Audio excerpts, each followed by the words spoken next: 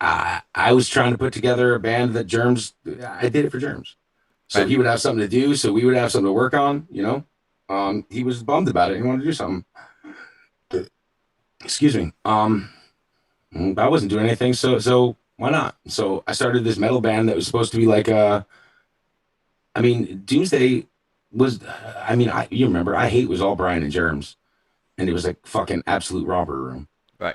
Um, yeah, we fell into it a little bit. Like I arranged the I hate material. Like it's all Germs' written material.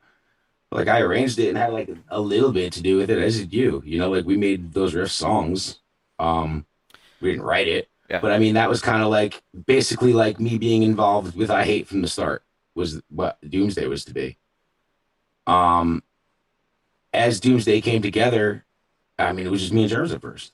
As Doomsday came together and like we started to get the members we did and the band we did, like we didn't know that we were gonna get Keith in there, Keith from Merman Bates, Hmm. and like the original idea was getting Brian and Keith from Merman Bates with me and Germs, and then it was like I immediately wanted you involved, obviously, because then it was like something, like what Brian and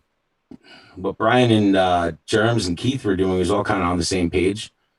And what me and you did was a different version of. We had a different approach than they did to Right. all of that. So to me, it was like the I don't know what I always thought gave Doomsday an edge in the end, and like even where I fell into the band, I could have said this at the beginning of the band as well as the end is I didn't write any of that material, like I didn't write any of those songs or any of those riffs, but I certainly arranged a lot of it and certainly like structured a lot of it, as did you, even when I mean, you were writing riffs too in it, but Yeah. I wasn't, but arranging it and presenting it was kind of like where I fell into it and like bringing my experience as a songwriter or my knowledge of melody and um I don't know, man. I brought fundamentals, pop and punk fundamentals to metal riffs. Like I could never write riffs like that, but I could certainly arrange that shit to make it make sense. So it was important to me to have you in there for that reason too, because I wanted someone who fucking knew how to write a song or like Right. Yeah. What um Germs has was just like a collection of ADD riffs, just like. oh, Keith too, man. Keith Bates is writes tremendous, brutal riffs and breakdowns I could never write or would never think like that. Even you, man, he would fucking kill us on breakdowns. He's great at it. He would just Yeah. shit him all day. Like me or you would never think to write things like that. Yeah. It But was a they machine. couldn't, in my opinion, they couldn't arrange a song like dude, seriously, like Northern Bass is a cool band, but they would have a song that was like 15 riffs and they would just go in order and not one would ever repeat itself. Like there would never be, there was no verse, there was no chorus, it was just parts, dude. It's very much how like a guitar player would write. So Yeah. like to me, it was like once we had all those tools, we had a lot of great players and we had like, talented people. It was like this could work on paper, but you know, we need, you know, And I think to get the best out of self-admittedly, everyone. it got a little too technical for Germs, which is why he Yes. kind of saw it on the outside looking in. And I was talking about it to someone the other day, and I kind of like I hate was more like generic American metal, where Doomsday was a lot more. It was a little metalcore, a little death metal, a little Swedish metal. It was way Yeah. more technical for sure. And I think that's Mhm. definitely a big difference in those two bands. Well, that's another thing. It's like same with Gotham Road, man. We never knew it was going to go like it wasn't planned how what the band was going to sound like, and there was no we jammed and that's what came out. Yeah, Um, do you remember? I mean, I'm not trying to out you here, but like you didn't want to do it at first. I didn't. Um, you didn't want to do anything at first. No, I was.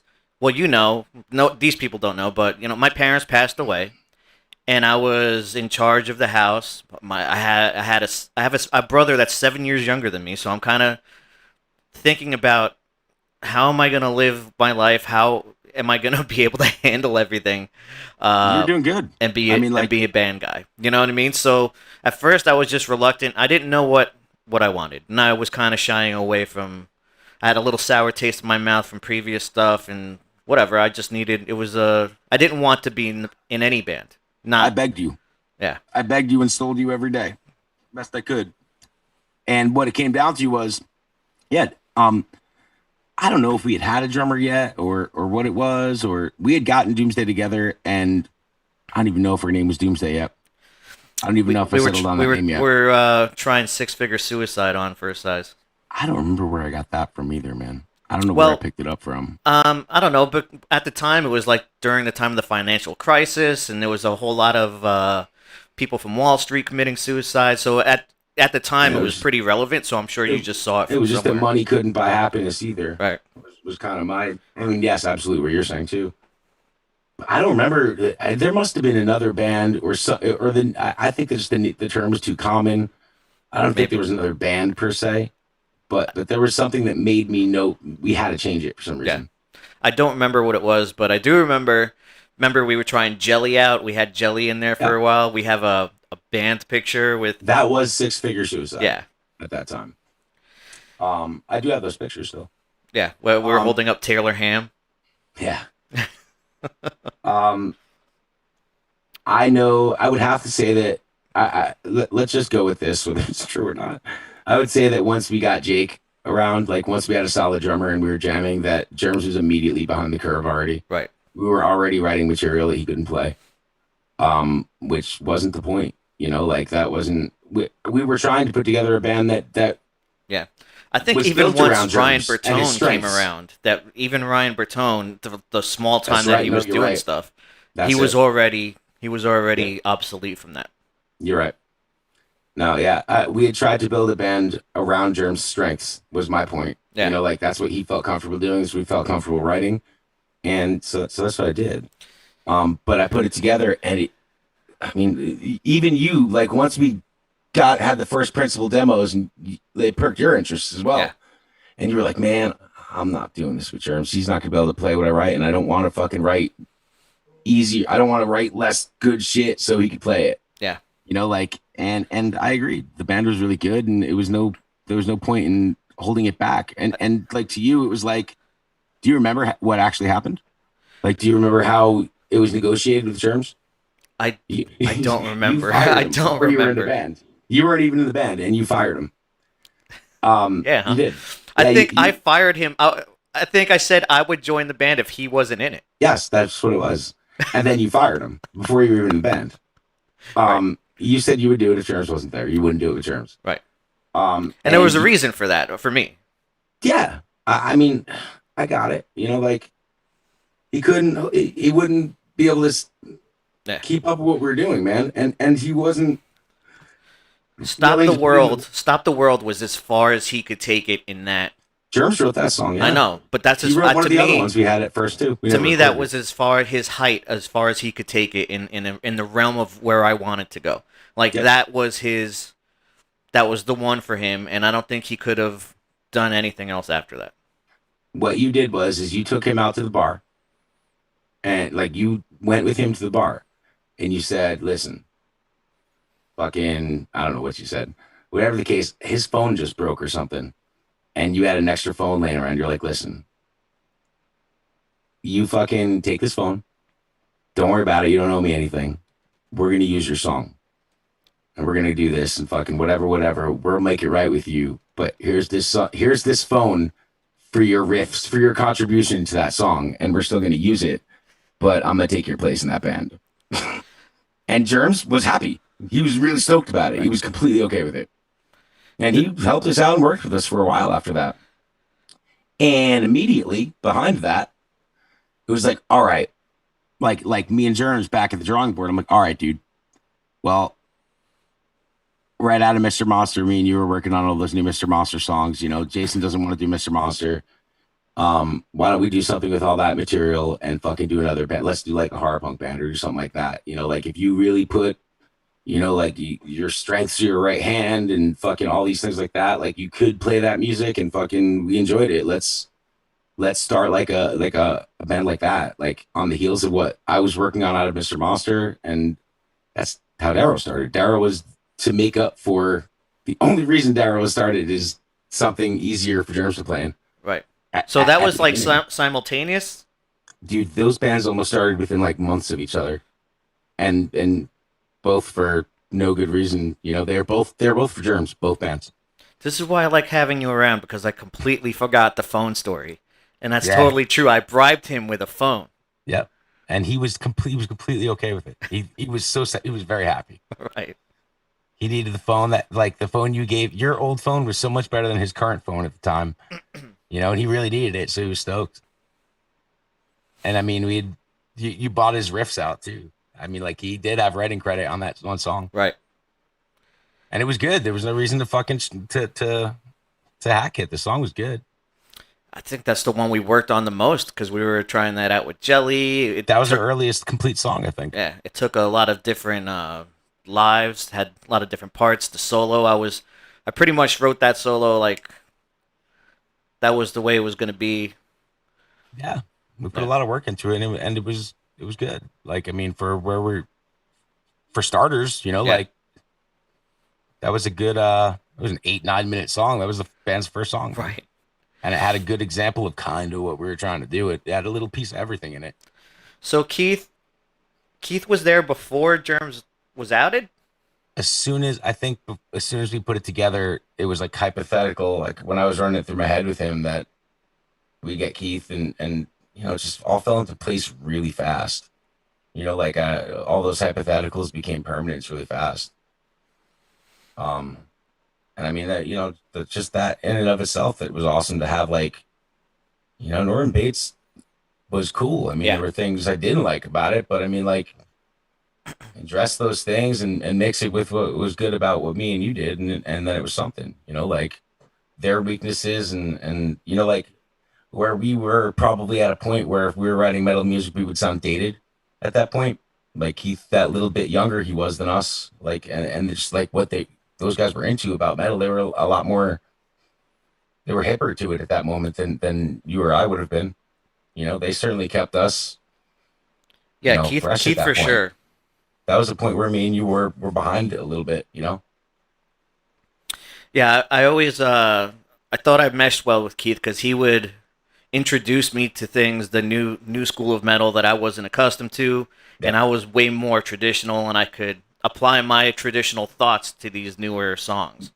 Our traditional thoughts were very much what that band needed, Right. or what like what they were coming from needed. Like I said, there was no arrange. They didn't arrange their songs, man. There was no rhyme or reason to. Yeah, it There was were no like let's just put arrangements. move after move after move, and Yeah, like it was seven moves brutal in a riff. row, and then that's a song. Yeah, it was every riff is brutaler than the last, which Right. you know, I get it. And we still did that, but there was a little more of a plan, you know, when we did it. And it was awesome that Keith embraced it the way he did. Like Keith really let me do that to his songs. He didn't really care. Like he was very open to letting me fucking rearrange his ideas like that. And even in the beginning, like before you were coming around all the time, you know, like he was really about it. I mean, it was easier when you came around because me and you think the same. Or Right. as far as like arrangements, so it was kind of natural to do. You know, the thing, not that the things that we're doing were so innovative or different. It's what anyone would have done with them who came from, you know, pop or punk or rock fundamentals of songwriting. You know, Right. but those guys had never written like that before, ever. So where in the Darrow stage were you? Were you did you have songs? Were you just in the midst of writing it? Like where? Dude, I had been begging Jason. I had helped, dude. Welcome to My Nightmare, Full Moon Rising, Better Dead Than Wed was around, but it was a different song, and you know that. Um, I had, and I had some riffs. Um, but that kind of came up. I left that shit like I wrote "Welcome to My Nightmare" and "Full Moon Rising." Like you know when you're in the studio, like recording something, and like you write songs while you're in the studio because you're like in that process, Right. but it's too late. You know, like they're never gonna make it to the record, or you write it right after a session. After Over Your Dead Body, I wrote those songs, man. Like, and they'd been, and like me and Germs would, Welcome to My Nightmare first. Me and Germs were working on those songs while we were still in Mr. Monster. It just, they were too late, you know? They were, one of them, I wanted Welcome to My Nightmare, but Jason wanted to use, Better Dead Than Wed on the Exhuming Graves and Making Dates EP. Right.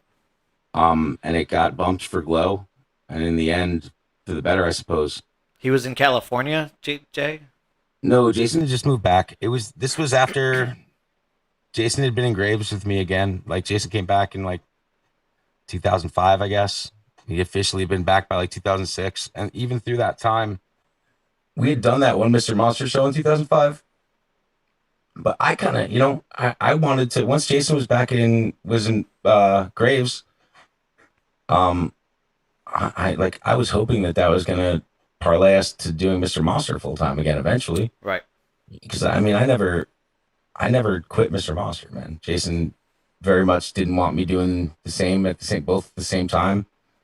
He wasn't stoked with me when I joined Gotham Road at all. Yeah. Um, But he was moving, which what he thought a 16-year-old well, yeah, kid was there's that gonna too. move to California. Yeah, Jason was telling people that me and Jeremy were moving to California with him. Like we heard it on the street that we were moving, and people were asking us if we were moving. And Jason was so convinced that he was gonna convince me and Germs to go. And like, dude, there's not 1 ounce of me that ever wanted to leave Mr. Monster ever. We're Germs, like both of us were in it for the long haul, dude. But we also were in New Jersey for the long haul. So Yeah. as much as Jason was trying to convince us to leave and move to California with him, we were hoping that he would stay, and the conversations never went well between I don't even think there were many formal conversations. He'd just been so convinced that we were going to come with him, and we were so convinced that he was going to stay. And then we had done nothing for a minute. The most of we released Overdead Body, came home from fucking Ghouls That Out. I don't know if we did another show after it, or if we did, it was a handful of shows. Yeah, I don't remember. And we had cycled through. I know Billy Bones. I've been trying to figure it out for a while, but I think Billy Bones played the last Mr. Monster show of the real lineup of that time. Yeah, very much to me, Mr. Monster ended there. Because they did like about 8 or 9 shows after I wasn't in the band anymore. But that shit lasted like a month and a half, 2 months, and it wasn't the same. And then in the end, dude, at the end of the day, I'm not fucking saying nothing, but in the history of Mr. Monster, despite the times I was in and out of that band, I've only not played, I think, less than 12 shows in the band. Like out of every show I've ever played, I've only not played about 12 of them. right. I think that's conservative, to be honest with you. It might be more like 8 or 9 or 10. Yeah.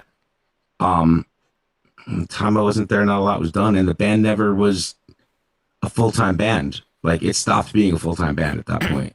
Like everything was just every show beyond that point was whipped together for that show. Yeah. Like the band would rehearse 2-3 times before that show. But that was the end of the band being a full-time band. It was never a full-time band again. Like there was never the same lineup again. There was never, we didn't rehearse for the sake of rehearsing. We weren't writing for the sake of writing. Like if we didn't have a show, we weren't playing. Right. So whatever the case, I had all that material and I was holding on to it. And I really, it felt wrong to use mine and Jason's recipe outside of fucking Mr. Monster. I didn't want to do it at all. So that's why, dude, that's why Full Moon and Welcome to My Nightmare and Better Dead Than Wed to me sat on the shelf for years. I had no intention of using those songs ever for anything else. Dude, Jason straight up didn't want to do it. Right. Even after 2005, I had asked him, had serious conversations with him a lot, dude. And he was very, very, unfortunately, brutally dead set on not doing it. At times, he didn't even want to ever play again.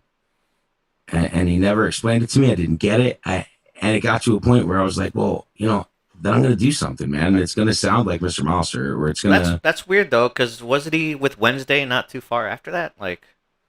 Yeah, absolutely. He, for whatever reason, I don't know why, man, he never really was... He never explained it to me, and it didn't stick either. He eventually, which pissed me off, he eventually changed his mind. Right. He told me that he was 95% the band was over.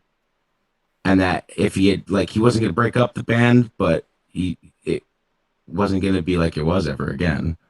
Or he wasn't sure if he ever wanted to do it, period, again. And if he was, he didn't know if he wanted to do it with me. Despite that we were friends and work together, you know, like we would hang out, but he didn't want to do it, man. I would literally beg him to do Mr. Monster. And dude, it went on for like 2, 3 years, maybe, these conversations on and off, and he didn't like having them. So, you know, it's like I wanted to have that conversation. I wanted to use these songs I had. And by the time it came to that shit with me and Germs, you know, I think that prompted the conversations again. And Jason told, you know, I'm like, listen, if we're really not going to do this, tell me, because then I'm going to do something else. And you can't get mad at me if I do, because it's going to sound a little like this, you know, like, or I'm going to use songs that I wrote for Mr. Monster all these years, you know, that I've been holding on to for that. And it's going to be a continuation of our recipe, dude, you know? And he was like, that's fine. Go ahead. Um, I could extend that story one step further. I got so frustrated. I was so frustrated, dude. Um, I wrote, so I do that. Jason says, go ahead, dude. Have fun. Gave me his blessing, kind of like a jerk, but gave me his blessing to do it. I did it, and within a year later, I remember showing him, for constructive criticism, like friendly advice, showing him the Darrow record before, you know, like earlier mixes of it. And I found this email too. He had written back to me, and I remember what he said. He just responded like, okay, full moon rising, welcome to my nightmare, better dead than wed, don't believe in anything you want. And I'm like, what about him? And he goes, we'll use those. Oh, like, so you sent him those songs for him to give you criticism of like what you should do with the song, but then he was like, "Oh, okay, those are good songs. We'll use them in Mr. Monster." Yeah. And you're like, "No, dog. Like, yeah, it was a very awkward conversation. That ship has sailed."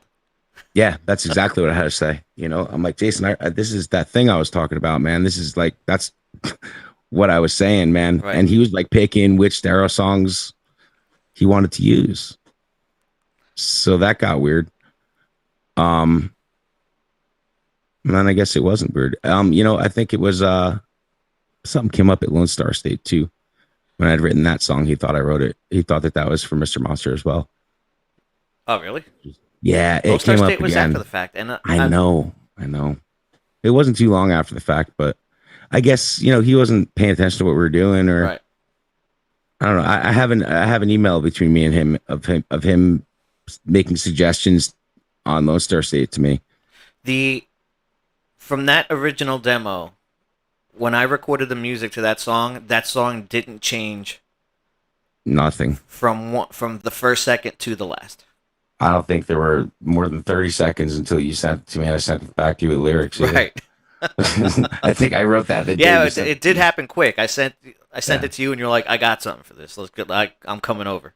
Yeah, I remember where I was sitting when I wrote that, and I wrote extra verses to it too. If you would have wrote that song with 5 verses, like, I had lyrics for it. I was ready. I was really stoked on that, man. Did you start that knowing you were going to sing, or did you sing because you didn't trust anyone else with the songs? Why? What, Lone Star State or Darrow? In Darrow. Oh, dude, fuck you, dude. That is 100% your fault. I didn't want to sing at all, dude. Darrow would have been a band. Yes, it was. Dude, Darrow would have been a band years earlier had I even considered singing. Because to me, it was like I was writing lyrics to these songs. Not, you know, at first, Mr. Monster, Jason would, you know, like the Teenage Dreams, he was singing my words and he was all right with that. You know, so like to me, it was like I just had stuff and I wanted, it's kind of like that demo I sent you recently. It's like not so much that I wanted to use, I cared about my words. I would just had a vocal melody that I knew worked.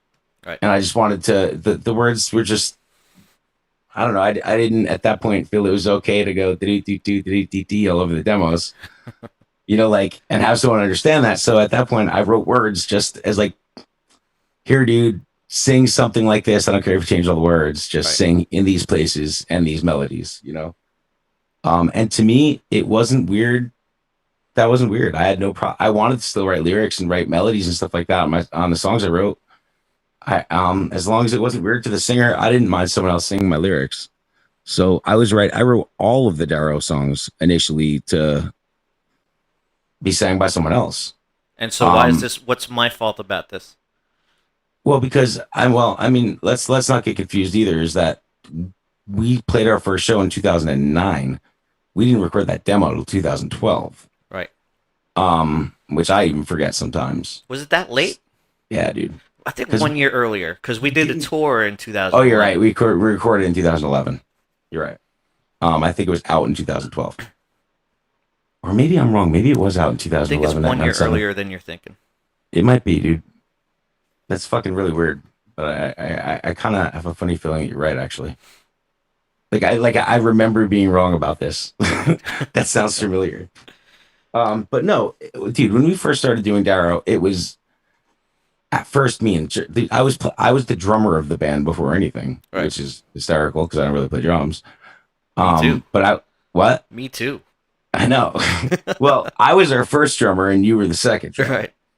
But it would be Germs. I would show Germs my songs. He would play guitar, and because we didn't have a fucking drummer or a singer, I would sing and play drums, and Germs would play guitar, and that's how we would establish that. Dude, that's how Welcome to My Nightmare and Full Moon, Teenage Dreams, all that shit was like hashed out at first. I mean, you remember just basement jams back in the day.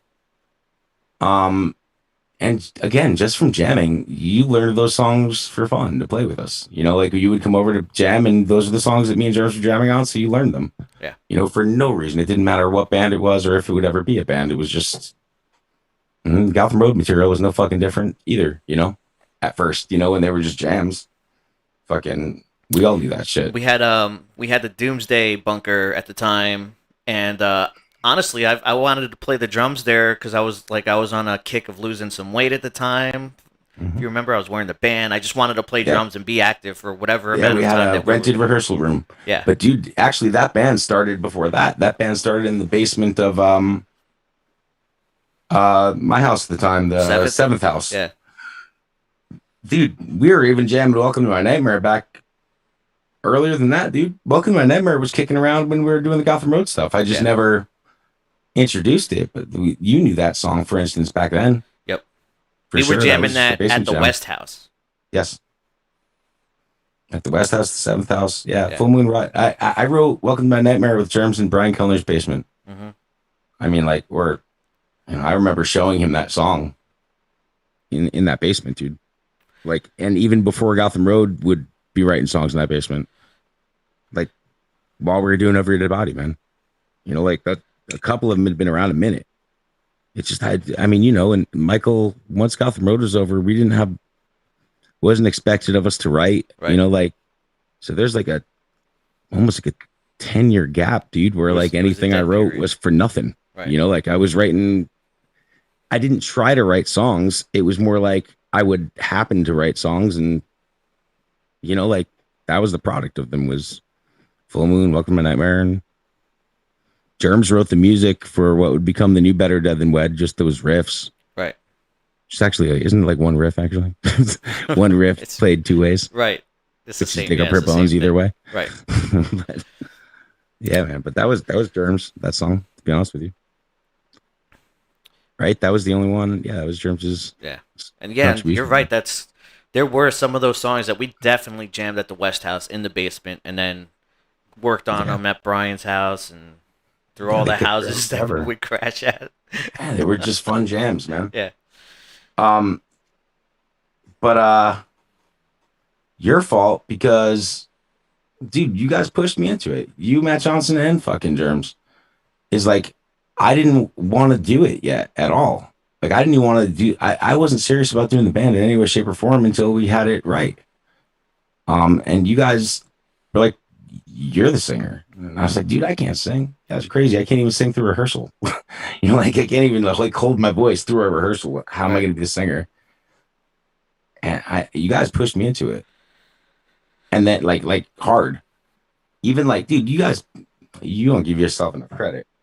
You guys, even like that song, we used to call it Riot. It became Dead Don't Care. Right. Like, we opened our first show with a song that I hadn't finished writing yet. Yeah. And you guys were like, that's our best song, whether it's done or not. And we're playing it. Yeah, we're playing it. So better learn how to sing it, and you better come up with some words for it that you like, because we're doing it anyway. Yeah. I was like, oh, well, fine. And another reason for starting Darrow was for Blitzkid. Because it had gotten annoying like to us and them, that it's like all of our friends, like we had like a thing going for years that like when our friends' bands would come to town, Right. we Come would up, book support them. ourselves Yeah. and throw them on the bill rather than booking them, like, because it would suck when we would book them because if we weren't on the bill, then we couldn't get our friends out and shit like that. Like, so when we were playing, that many more people came because we were playing. Obviously, like it's our friends, it's local, they're gonna show up. So I guess the couple shows in between weren't awesome for our friends' bands from out of town. I know it was mainly Blitzkid was really doing stuff then, and I guess it's we couldn't help them with Jersey shows as much. We tried, and it wouldn't be as awesome. So we had started that band to help put their shows up and put their shows over. At first, our first 3 shows were Blitzkid shows, and like really like rushed just to do that. Like we had it kicking around, and like I think they had asked us to book them a show like always, and we did. And you guys, if you look at the first Darrow show, I think there is a video of it. I don't mind that one as much. It's kind of funny, but like right at the beginning of the show, we say like I say something to the extent of like that this might be the only time you see this. Right. That we might not do it again, or let's see if I could even sing, and we hadn't even known that we were going to do a recording then. No. That much wasn't even set in stone. It was mostly just done for fun because we were balls deep in Doomsday. Yes, and we were taking 100%. Yes, we were taking that ultra seriously. Everyone, my priority was Doomsday, thick and thin, for much longer than anyone would ever believe. Yeah, Darrow was together for a while before I even took it seriously. We had a record. It probably took about until the record until I started even taking it seriously. Like I probably didn't start taking it seriously until the record was out already. Because I no, dude, you could even see it in our actions and our moves. Like look at how many had pressed to the record. Like you can go back on our social media and see how serious I took it or not. Right.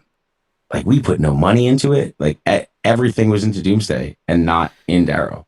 At the time too,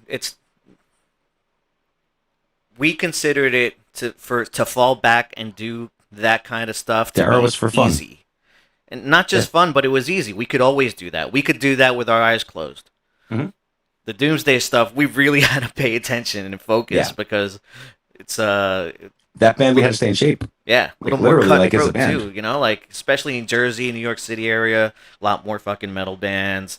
Everyone, that scene to us, I know we had this problem last time of competitiveness, but in Doomsday we were absolutely, at least I was absolutely 100% competitive.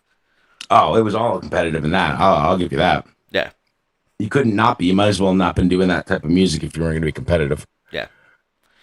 That was my first move in Doomsday. That's how I fucking kind of how I got to know Dean, even though I didn't know Dean that way. The first thing I did in Doomsday was like coming into it, I'm like, all right, if we're going to fucking play metal and we're going to be stuck here, at first we're going to be a local band, like, we're not going to be on the road, If you remember, dude, me and you, for instance, had never been in a local band at that point. Right. Like Mr. Monster wasn't a local band.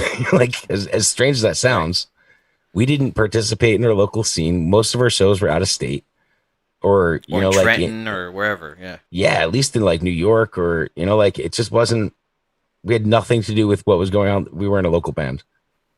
So we had never been in a local band at that point.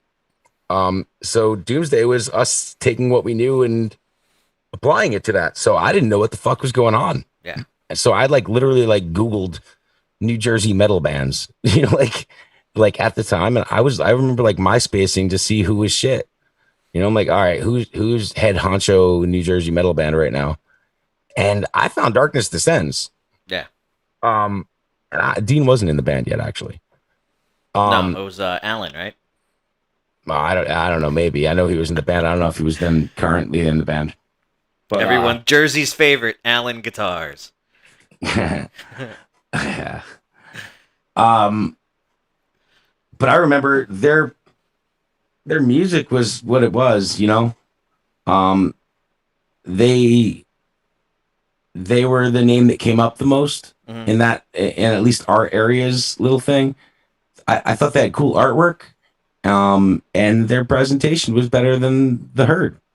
Yeah. And all due respect to them, I was like, well, we got that, like we could do this, like just need to work on some artwork or some presentation, and I think that we got something going already then, and it's kind of true. And I'm not going to fucking insult any of the New Jersey metal bands at the time or stroke us, but we came into that scene and had some spec on our name by our second show. Yeah. Like we were like pretty much we rearranged the bar for that scene for sure. And we had a hell of a. We were doing things that people still do now on social media. And, like, back in 2009, 2010, 2011, it's kind of the infancy of the way Facebook is structured now. And we pretty much, me and you especially, found the way to be on social media and push that band. What do you mean? I mean, I'm not disagreeing with you, but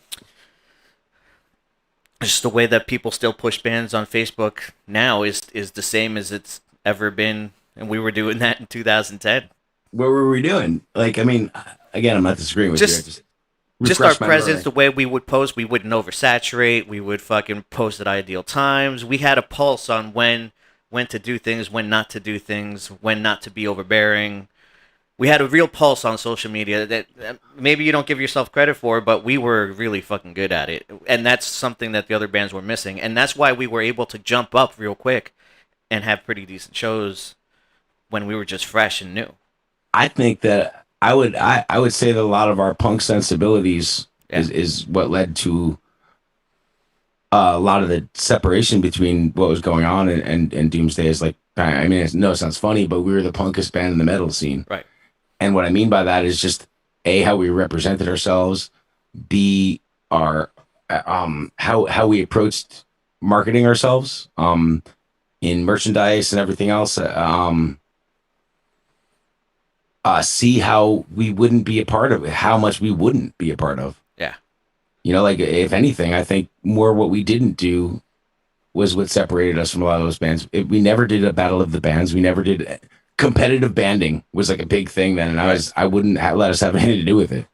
I thought it was against our scene. I thought it would, or I just didn't see. Yeah, it was counterproductive to Yeah. everything I thought was good for us. Like I'm not going to compete with these. I mean, yeah, we were super competitive, but As like, far as our stage, as yeah. far as our presentation, And I also felt, I felt me and Brian would discuss it more, but like I felt more freedom in Doomsday, like visually and aesthetically. It was like I was more willing to not be theatrical, but I mean, like we would wear our roots on our t-shirts. And it's like I was wearing t-shirts with prints on them in Right. that band, and all of us would too. And it was like we were the most honest with, or like, Yeah, I was wearing Wu-Tang shirts. yeah, we wore our influences on our sleeve the most in that band, and on like it's the only band you'd ever see me wear a Misfits or Sam Hain or Danzig shirt on stage with, and like it was fun to that made us fucking different than all those bands too. Like Yeah. what we were into and what we were repping was nothing like the music we were playing. I had that Killer Tape shirt. Yeah, where my Killer Tape at? Me and Brian were almost always wearing Misfits, Sam Hain, Danzig shirts on stage. Almost always. We were all repping punk bands all the time, repping rap bands, like Yep. just like that whole aesthetic. And another big thing with Doomsday is that we weren't posturing. Like Brian was the best singer for that too. Like we weren't. None of our songs were about being a tough guy or Right. like how badass anyone was, or like it was. Brian's lyrical approach in Doomsday was much like mine and Darrow. Yeah. Like it was About his experiences, about- his yeah, pain, his own his happiness, experiences. whatever. yeah, like and most metal bands, most metal at that point, or it was a little easy because there weren't a lot of awesome bands at the time that we were up against. But I mean, it was very generic, like what a lot of people were doing. Like everything was very hate breedy, or everything was Right. very You know, like there weren't even bands doing the At the Gates sound too Right. much. You know, like Everyone was doing that thing that I hated. The to the left, to the right, from the back to yeah, the front. I just want to see everyone kill each other. yeah, and that's the other thing is we weren't trying to get violence out of the audience Right. like that. We would never encourage it. It would happen, which is awesome. I remember that being a thing. Yeah. Is that if we have to ask the audience to react like that, we're doing something wrong. You know, like that was a huge thing. We would literally say that is that if we have to encourage a mosh pit, then we've got to work harder. You know, like because it just was lame and cliche. You know, that's what everyone was doing. I'm not gonna beg the audience to do anything. You know, if you're not doing it, we're doing something wrong. I mean, like there was just we had a totally different approach for it because honestly, because we'd never done it before. Yeah. Do you remember our first show we played at Brian's basement? Was it? I My think it first was show in with my life was in Brian's basement. So Say it again. the first show I ever played in my life was in Brian's basement. I'm pretty sure. Yeah, we played a party. It was just Oh we my played God, Counting you're the right. Days. We You're yeah. right. And yeah, well, I'll tell you why I remember that is because we had worked pretty hard, got the band pretty ready to go. And that was also our last show with the original lineup. Our drummer quit the next day. He was great too. We were Yeah. good. We were ready to start playing shows or like let someone outside of our friends hear it. And the fucking kid quit the next morning. What happened to him? Well, he had a girlfriend. I don't fucking know. He had a vagina. So how did Jake come into the It made mix? no sense, dude. I found Jake the craziest way, dude. I was like, I had a good idea. Like, I mean, like I said, you weren't on the ball yet. You know, like Yeah, you had been I doing was it, but you working weren't. hard. I was Yeah, working overtime. Remember, I was at Sony. They changed systems and they sent me out to California, and I was working like 14, 15-hour days. And yeah, I definitely was not focusing on music. yeah, you weren't full committed yet. So like once we had lost that dude, I knew you weren't gonna fucking try too hard or anything like that. Like I knew that I had to keep it going and fucking or I was gonna lose your interest. So I was definitely solo mission hustling finding a drummer. Um, dude, I don't know. It was a good idea only in retro. I started writing to promoters in the area, like Right. anyone. I'm like, because I didn't know the scene, man. I didn't know who was a good drummer. I didn't know who just broke. I had no experience to know where to look. So I started writing to promoters in the area, and I wrote to a promoter that would book us in Gotham Road and everything else, asking if she knew if there were any bands who recently broke up or any bands that recently lost their drummer or any drummers that stood out. And it was the weirdest, most off chance in the world. But the person I had written to had not lived in New Jersey anymore. They had just moved to Colorado. They're like, listen, they're like, I don't know anyone. I've been out of the scene a minute too.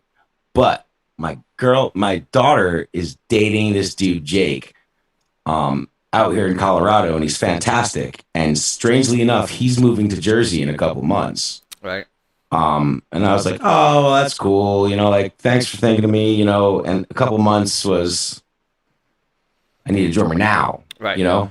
And it turned out maybe Jelly was in between, or maybe we had just, something had happened and some time had passed. But, I did write to Jake when she wrote to me, and Jake wrote back to me when he got the jersey. Well, I'll tell you what happened. We had the we were recording drummer auditions in the basement of Keith's house. Remember, we had that dude come in, the little short dude with the glasses. We recorded him playing all the songs. Paulie came by and he tried to record "Counting the Days." He didn't try, he did. But yeah, that short little kid. He was before Jake got in. We were flirting with the idea with this. I forget his fucking name. But we have video of him auditioning the drums for our songs, and like Keith would watch his feet. I'd be listening to everything else. Maybe you weren't there. I don't know, but we definitely Justin Tatton. Yes, no, I was there, bro. Are you sure that that wasn't in the middle? Doesn't make sense Because why it would be in the middle, but either we were gonna fire Jake or Jake had to leave, or there's times in the middle we jammed with other drummers. yeah. Yeah, I remember Justin is the only one. But Paulie, Justin I was think great. Maybe Paulie was the thing that we were doing where he did Counting the Days and we were trying to just record shit like that in the meantime before Jake got in. Yeah, I think that Justin Tatton would Might have have been snaked after. him. I think we would have took him. Yeah. Do you remember Jake's audition though? I don't. All right, I remember. I'm It was sorry. at the Rockaway studio though. Yeah, we were. Who did we? It was Dillinger Escape Plan. That's who it was. Right. They were We right across. yeah, we had a room right across the street from them. Do you remember my ex-wife, Cadence? She I remember while we were doing that audition, Dillinger Escape Plan had just like their one of their members' girlfriends just got a puppy or something. I remember my ex-wife was holding like their puppy outside and she fucking dropped it. Oh. And that was like the first day we met them. Fucking dropped someone's puppy, bro. Like puppy. It's fucking awesome. Or awful. Right. Sorry, man. I was just looking at my phone for a second. Well, that audition is we also met fucking McKinstry, right? Yes, that's how Jake met him too. So basically, we had auditioned this one dude. We were supposed to audition like three people that day, and Jake was one of them. And I didn't know that Jake would be any good or anything like that. It was such an off chance, Right. like that it even came together that I would fucking ever meet that kid. But so we auditioned this kid, and and we were supposed to audition three kids in the same day. The one kid came down, and he was nervous as fuck, and he was goofy as fuck. And I remember the quote of And young as fuck. yeah, I remember him being like, he kept dropping his sticks. He's like, man, I gotta get like a sandblaster so I Oh could my like, god, that's right. like that was his whole thing. Like, Holy shit, I he totally kept talking forgot about about that. sandblasting his drumsticks so he could hold them. That we were doing multiple auditions a day. Yep. Totally forgot about that. You're right. Yeah, I remember that kid now. Yeah, I got to get a sandblaster to sand my sticks. So like it just didn't work with him, and it sucked because it was very it was bad for morale Right. at that point. Like shit was kind of gonna fall apart, and like the auditions weren't helping anything. That kid sucked. The next kid canceled, and Jake wasn't gonna make it. And then right after the one kid left, Jake called me sick. back. Yeah, Jake was sick and he had canceled on us. And then he had called me back and he was like, you know what, man? I'm going to make it actually. I'm just going to come down. Fuck it. Right. I was like, all right. And he came in like 10, 15 minutes later. And you know what happened, man? Jake came in and he was on the same page as us, you know, like that worked right away. And the reason, did we meet McKinstry that thing? Yeah, that's no, it was like the second rehearsal, I think, because Was he? Jake came by himself in a truck. Yeah, Jake had like borrowed a truck for that. right. And it was like there was like a storm too. And then as of the second one, Eric came, and Eric had Jake. I'm sorry, Eric was the first person that Jake met in New Jersey. I felt found so him in a bad for parking lot. Jake then because like he's got the flu and we're making play Love Affair because like we only had a few songs. Love Affair was one of them. Yeah, the song "Love Affair" has I mean, it was written to be difficult or to be a show of endurance, but there's a 16 bar double bass marathon. It's like 64th notes for 5 minutes in a row. Yeah, it's pretty brutal. Fucking yeah. So it wasn't easy on him, and neither were we on him. No. he, he was like not part of our crew, total stranger, dude. We had just met, and we were brutal on him from day one. He just happened to be like, he happened to find himself in a band with people who were notoriously and individually hard on drummers. And we were a lot older. Yeah. Well, I mean, dude, I mean, like you've always been kind of hard on drummers. I'm not as hard, but hard on drummers. And Keith was probably worse than both of us. Yes. So the combination. Unbeknownst to me. Yeah. Damn. Keith was probably worse than you. He was sneaky hard. Yeah. I'm like, I'm going to give this kid a hard time. Because not only was he a drummer, he was just super young and super green. I'm like, all right, we gotta fucking break this kid in. Give him just give him an experience. So whatever he experiences at a show, he'll be ready for it. Yeah, You know what I mean? Like, you got him. yeah, we would put ankle weights on his Yeah, dude. ankles. Keith would put ankle weight, make this kid play with ankle weights on. I don't. All the while, I don't know how serious Keith was about these methods, or if he was busting his balls. But Jake went with it. Yeah, You know what I'm saying? Like Jake did it. So we would rehearse, and he would wear ankle weights, and I didn't even know he was actually wearing them. I thought they were kidding.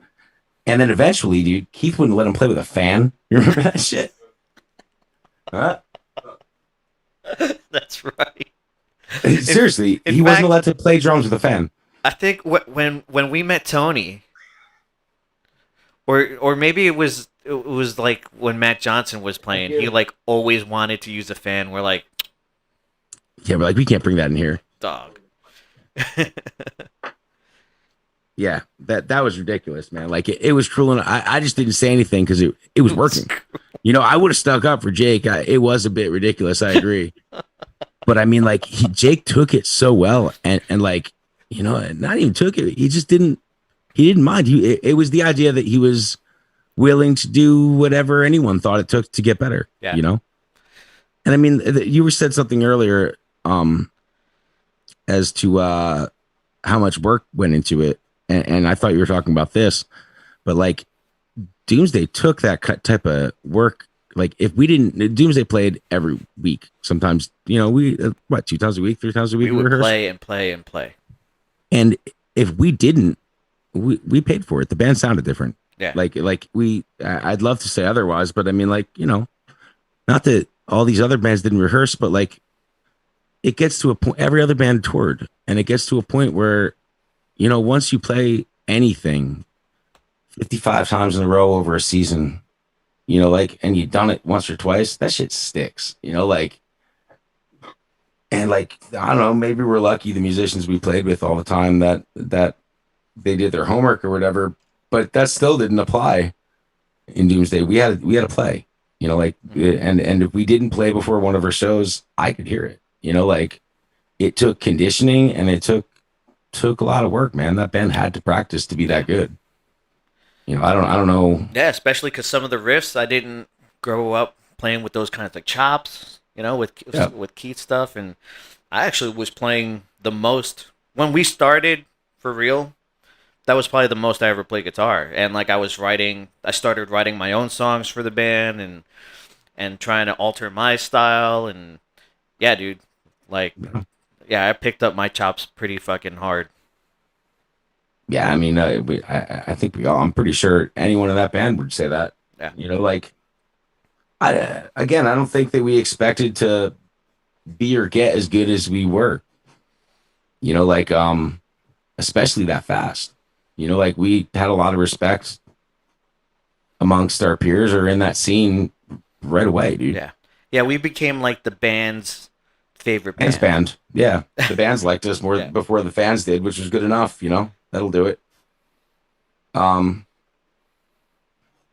we weren't like those other bands at all, man. We definitely stood out in that scene more than we knew we were going to or expected to or ever tried to. Yeah. Just being ourselves, you know, like, I mean, we had experience that no one else had going into it, as far as like, we were playing local shows, but we were probably definitely the only people who had any touring experience, yes, how does that affect what we were doing minimally, I suppose, or probably we thought then, right? But it did make a big difference, man. It made a difference in our presentation, and, you know, like, it made a difference. Yeah, totally. Turns out totally made a difference having the experience of being like a national touring act in a local scene. That experience worked. And, you know, being the local band's favorite band got us a lot of gigs too. Fucking yeah. And it's awesome because it did push the other bands around us. Yeah. And we did influence those bands quickly too. I think it was healthy, you know. I don't think that, like, oh, totally. Because we I became friends with a absolutely, lot of bands. So yeah, yeah, and I think that we pushed them, and I think it was healthy competition. It was never it was outward. It was outward competition too. It's yeah, not like it was silent. It was and we were learning things from other bands too. It's not to say that it was all one way, yeah. but like, but we certainly helped to the bands around us as well.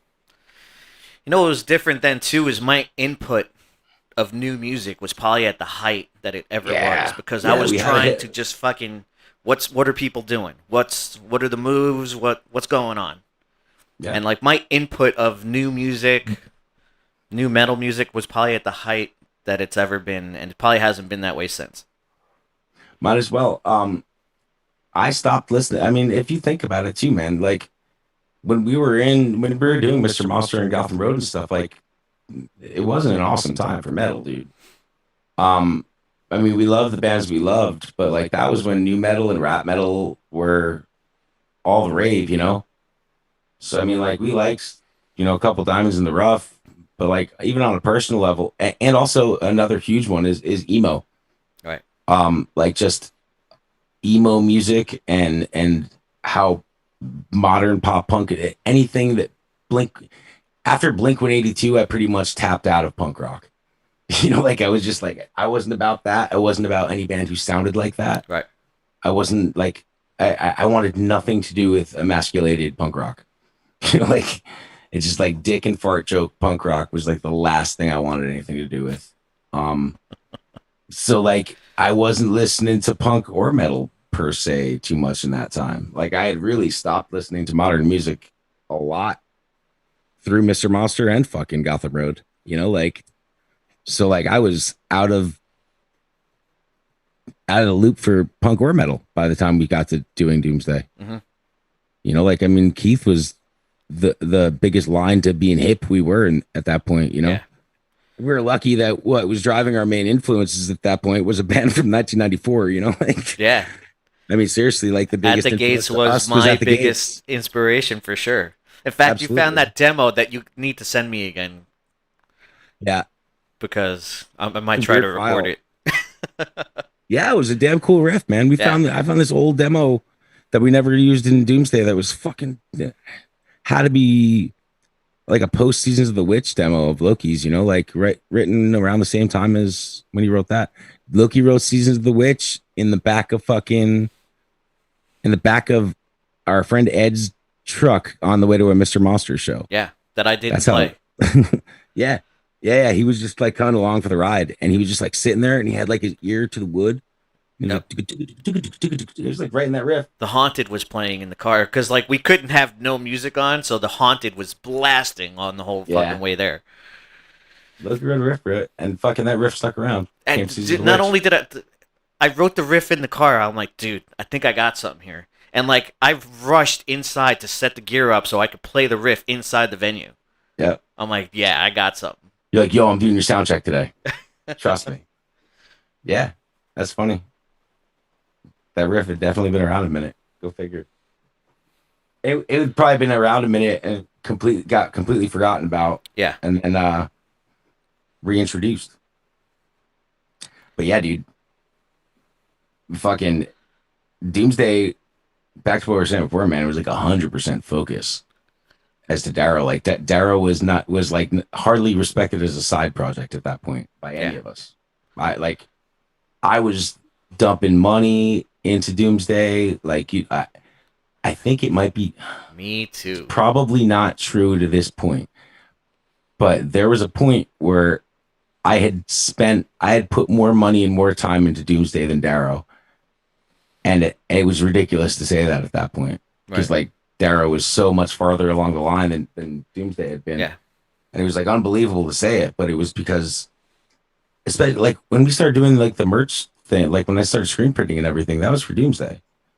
Um, and it was like we Doomsday had every single opportunity that Darrow had, Doomsday had, and probably had more of, definitely had more of. Yeah. We had more T-shirts, we had more everything. Um, but we would put no money, no time, hardly one rehearsal before the gigs into the Darrow stuff. I mean, dude, neither band was ever about the money, but um, it wasn't even just money that proved it to us, but like with no effort, Darrow always was more successful. Yeah. I You think know, that's like what made it less appealing to me. what do you mean? The fact that I didn't have to work and bust my ass for it kind of meant like it was like, all right, that seems to have a built-in audience. Well, you could kind of do that at Oh any point yeah, in I time. agree. You know I what I agree. mean? And like I wanted to give this a fair shot because I thought if we could break into like this middle level of bands where we could Yeah. fucking start touring and you know just break into that cycle of those bands, the God Forbids of the world, shit like that. I thought we could make it to that level. I And really we did. weren't. So did I. I mean, like, I mean, at first I didn't, but like quickly I realized that we could have, and it was. I don't think. I mean, it was a shame that it was bad luck and timing that I think ever prevented it. Yeah. Like it was because we put the time in. We fucking certainly worked hard. We certainly put as much effort into it as would be expected. Yeah, the Um, songs, the demos we recorded just never sounded as good as we would have well, liked. We lost the fucking one session. we had a lot of bad luck with Yeah. the recordings. We did the first session. We weren't done with it. We hadn't even finished. We had done we had given it like a quick mix that was just good enough for us. What was that, Steve Um, Kellner? it was a mishmash. We had done it with at Brady Street a little bit, Right. and we had done it with. I think we did like the drums at Brady Street, and then we had done the tracks with Stephen Kellner Yeah, at that's Brian's exactly house, what we did. Yeah. and those sessions. And when we went to go mix them or add to them or continue them, because we only done like 5 6 songs, even though we had 5 6 more. Yeah. Or yeah, a couple more. We had only done a couple of them, intending to do it in 2 sessions. Or the sessions had gotten lost. We would have full blown parties though while we're recording those sessions. That would come to the second one. um, by the second session, yeah, that was another thing. We became a party band, Right. and same thing with Darrow, dude. Like that had never been a thing either. Both those bands became party bands, probably because of one another, but with that non intentionally. Right. Like we didn't mean to be a. I guess we just were that and didn't know it. Yeah. Well, I mean, when we put that video out of just us drinking Rumplemans for 5 minutes, The reputation preceded us. I mean, dude, I could have done the whole record. There's so much more footage of us who drinking put that Rumplemans video than together? You? That was 100% me, dude.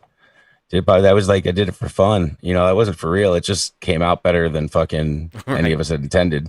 But I mean, like, I had not had all the footage when I did it. Like, I was a little like, I think I was missing something, like one of the hard drives or something. Right. And I didn't think it was as much footage as it was. But there's probably is well more footage that video could have been a lot better had I had everything. Or I mean, it's ridiculous. I really could have made a Right. video to the whole record of us drinking Rumplemans. But yes, by the second session we did we did the drums then at someone else's studio.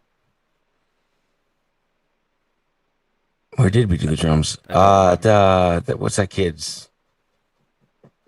Fuck, man. Ethan Bill's studio. Right. We Yep. did the drums over there. Yes, we did. And then we got the tracks.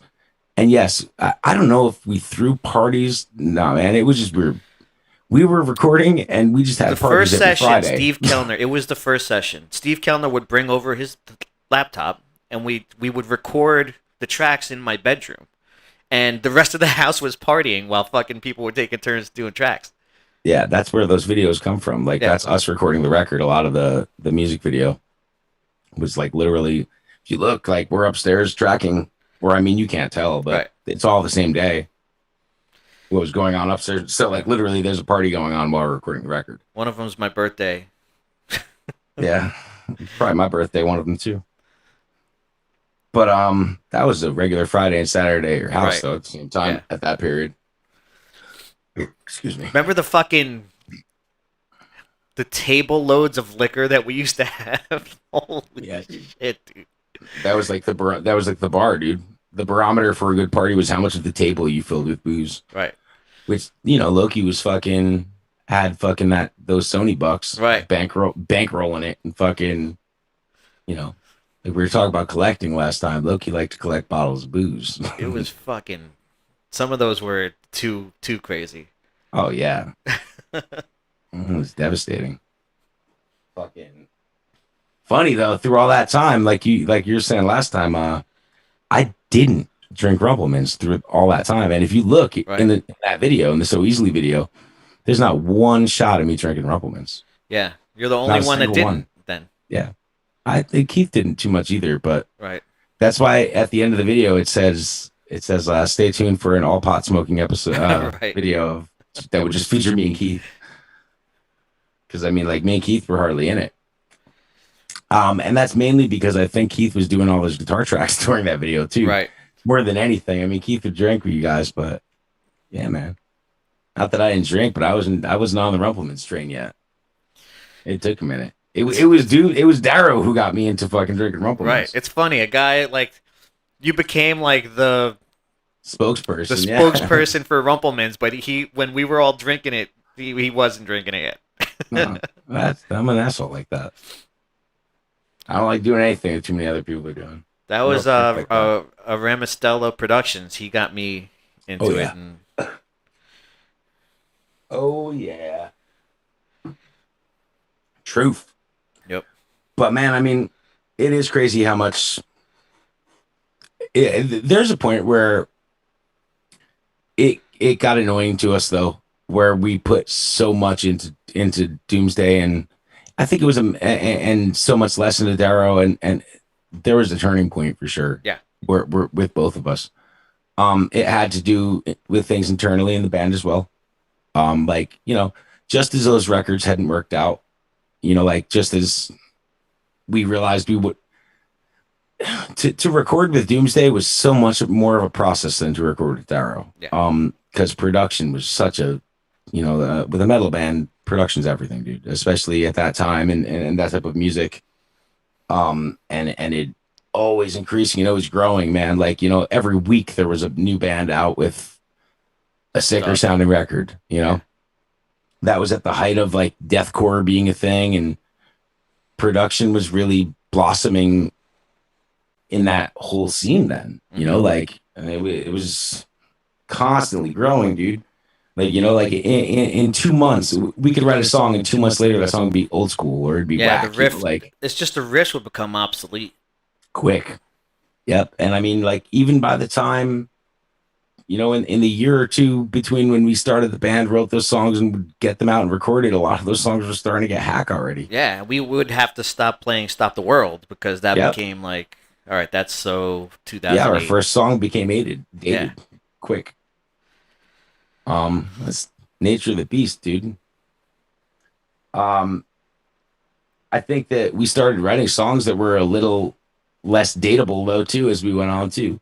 You know, like, I mean, that's where I think that mine and your influence really helped in that band too, is that generally we wrote more timeless music, or like not timeless, but you know what I mean? More traditional metal, or more like we were coming from a more Metallica, Pantera, Sepultura world than per se, you know, that shit wasn't getting dated as quick as like the breakdowns or like the little moves and production things that, you know, Keith would be writing and we're hip or period things, you know? Yeah. And in my eyes, once we gave, you know, once we did both demos and we could never recover the first session and we would never have a cohesive fucking sounding. Yeah, we couldn't get the first session to go with the second set. We couldn't mix them together. Yeah, we couldn't mix them together. I kind of got discouraged because, like, you get one shot, you know what I mean? Yep. And yes, we could have. I wanted to give it a fair shake, like, all right. And I thought we did. We fucking made our rounds, and I thought, all right, in 2 years, 3 years of us playing, we were playing with pretty decent-sized bands. We were playing good gigs. We had the right people behind us, too. Yeah. You know, like, we had been at the right place in the scene and everything like that, where, you know, there were people supporting us. The right booking agents were putting us on good shows. Another thing that kept us separate from a lot of that scene as well, another punk rock aesthetic that we brought into that is we absolutely refused to sell tickets. Yep. And We did. and it worked. We did. It, We it worked. just It worked chose just our like it spots. did. Yeah, it worked. Well, yeah, no, we would sell tickets. At first, we did it. We would sell tickets in the most maddening way to the promoter. We sold Yes. tickets in the way It would that always be. It would only be to our benefit when we did it. we sold tickets in a way that we didn't sell tickets. I put up Yeah. a link on Big Cartel and would Yeah. write the person's name down every time someone bought a ticket, and that would be me selling tickets. Yeah, and we refused would to go, we would fucking- go to the show and hand the promoter a list, or like we'd PayPal them the money and hand them a guest list, and they'd be Right. like, "What?" We And sold we'd be all. like, Yo, dog, "Here's- we sold 150 tickets. Here's all your Yeah. money, but here's a fucking list of names. Yeah, we ain't giving no one tickets." Yeah. And they would just be like, okay. You like money, don't The you? band who actually sold tickets Right. anyway, like. So we weren't doing it that way and the way everyone else was doing it. And another thing is that I would only agree to ticket shows when they were in our favor. Like we would get, for instance, and I'll make something up, but Well, God forbid, maybe. yeah, if a show was guaranteed to sell out anyway, Right. and they asked us to sell tickets for it, I'd be like, sure. Red, Like, red cord, I think. you're just basically making us scalpers, Yeah. whatever. It's going to sell anyway. Our friends are going to buy them anyway. There's very few and far between that we did that. Yeah, we never did it on big shows or anything stupid. Yeah. But I mean, like, basically, my theory about it was, and it's totally worked in Darrow. Hey, we have this great show. We want to put you on it. We sell this many tickets for it. No. Okay, well, what if it was this many tickets? No. Okay, well, we don't really have another band to play, so you guys That want used to do it anyway? That used to be a conversation you and I had. The power of the word no. Yes, no one ever said it. Yep. I would say no to promoters all the time, and it was amazing how many times they'd come back to me and be like, all right, you want to just do it anyway? Right. I'm like, yeah, sure. That sounds much better. How about this? We'll sell a couple tickets for you too, like I would do it after the fact. Like I would negotiate us selling no tickets and then just be like, all right, well, send me some tickets and, like we'll do what we can. I'm just not going to be obligated to an amount or anything like that. It was just, I didn't agree with it. It was stupid. I didn't like that. We didn't come from that place either, man. Yeah. Like, I mean, like, just that's like, Mr. Monster, Gotham Road and everything. We never sold fucking tickets. We didn't know anything about it. So to us, the whole thing was absurd. Like, Yeah. you didn't even sell tickets. Like You're not even paying us. You want me to do your job? Yeah. Huh? Weird. You're supposed to pay us to do this. Right. And you want us to do other shit? Fuck that. But it worked, man. Whole bunch of no's really went far. It worked the most in Darrow. Yeah. That was great in Darrow. It would always come up with like Wednesday 13, Calabrese, once Blitzkid too. And who else was it? Doyle. Yeah. It would be great. We would get asked to do, like, those bands would come around, and there aren't fucking punk bands in New Jersey, like hardly any. And that's So why it we- worked better, because we didn't really Exactly. have much competition.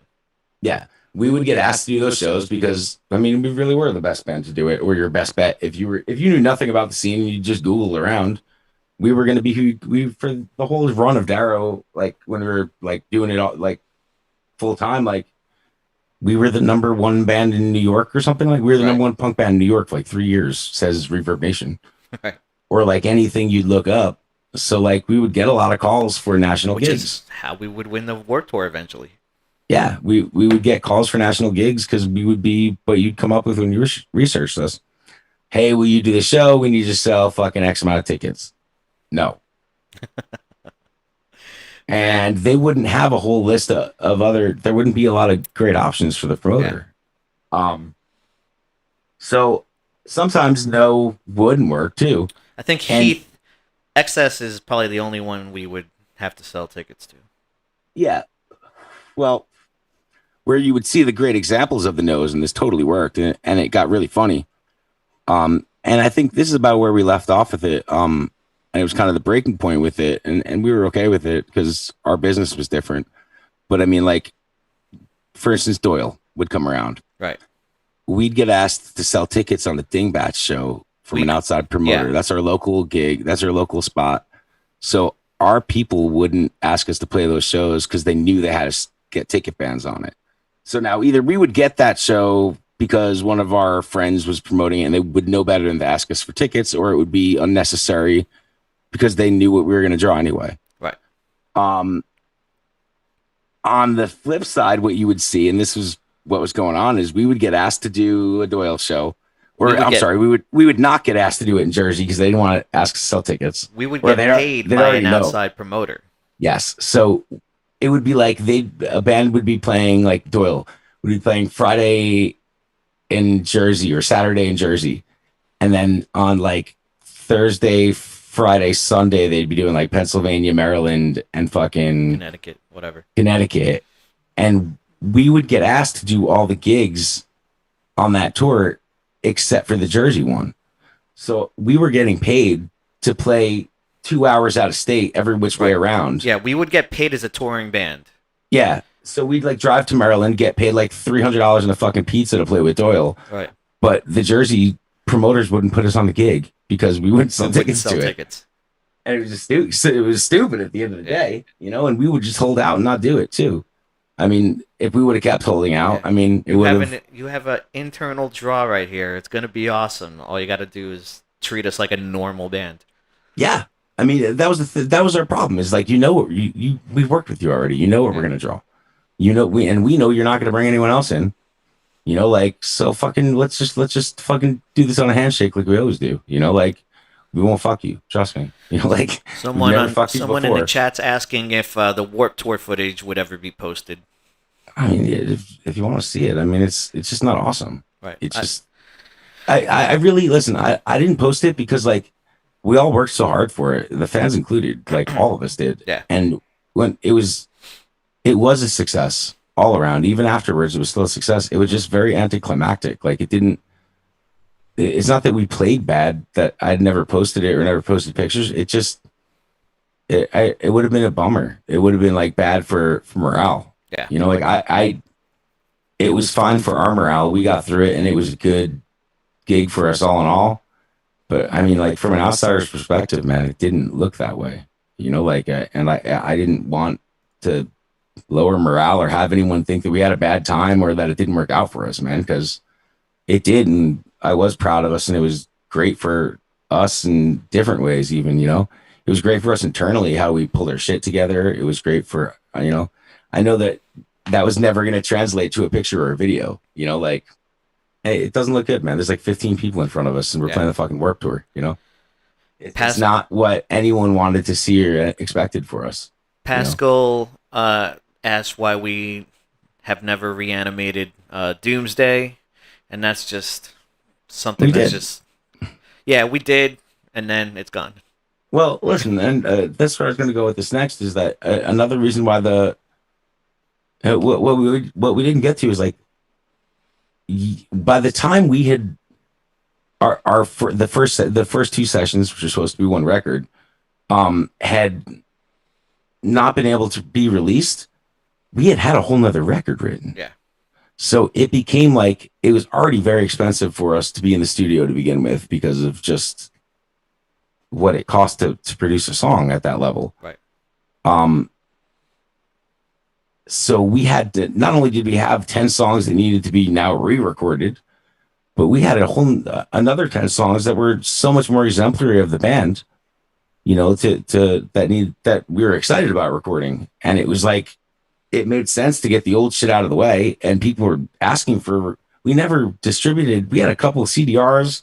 Sometimes we would give out some demos at shows, but we never sold that shit, you know, like, or like they got around online, but we owed our fans as well as the music a proper recording of those first couple songs, the first 10 songs.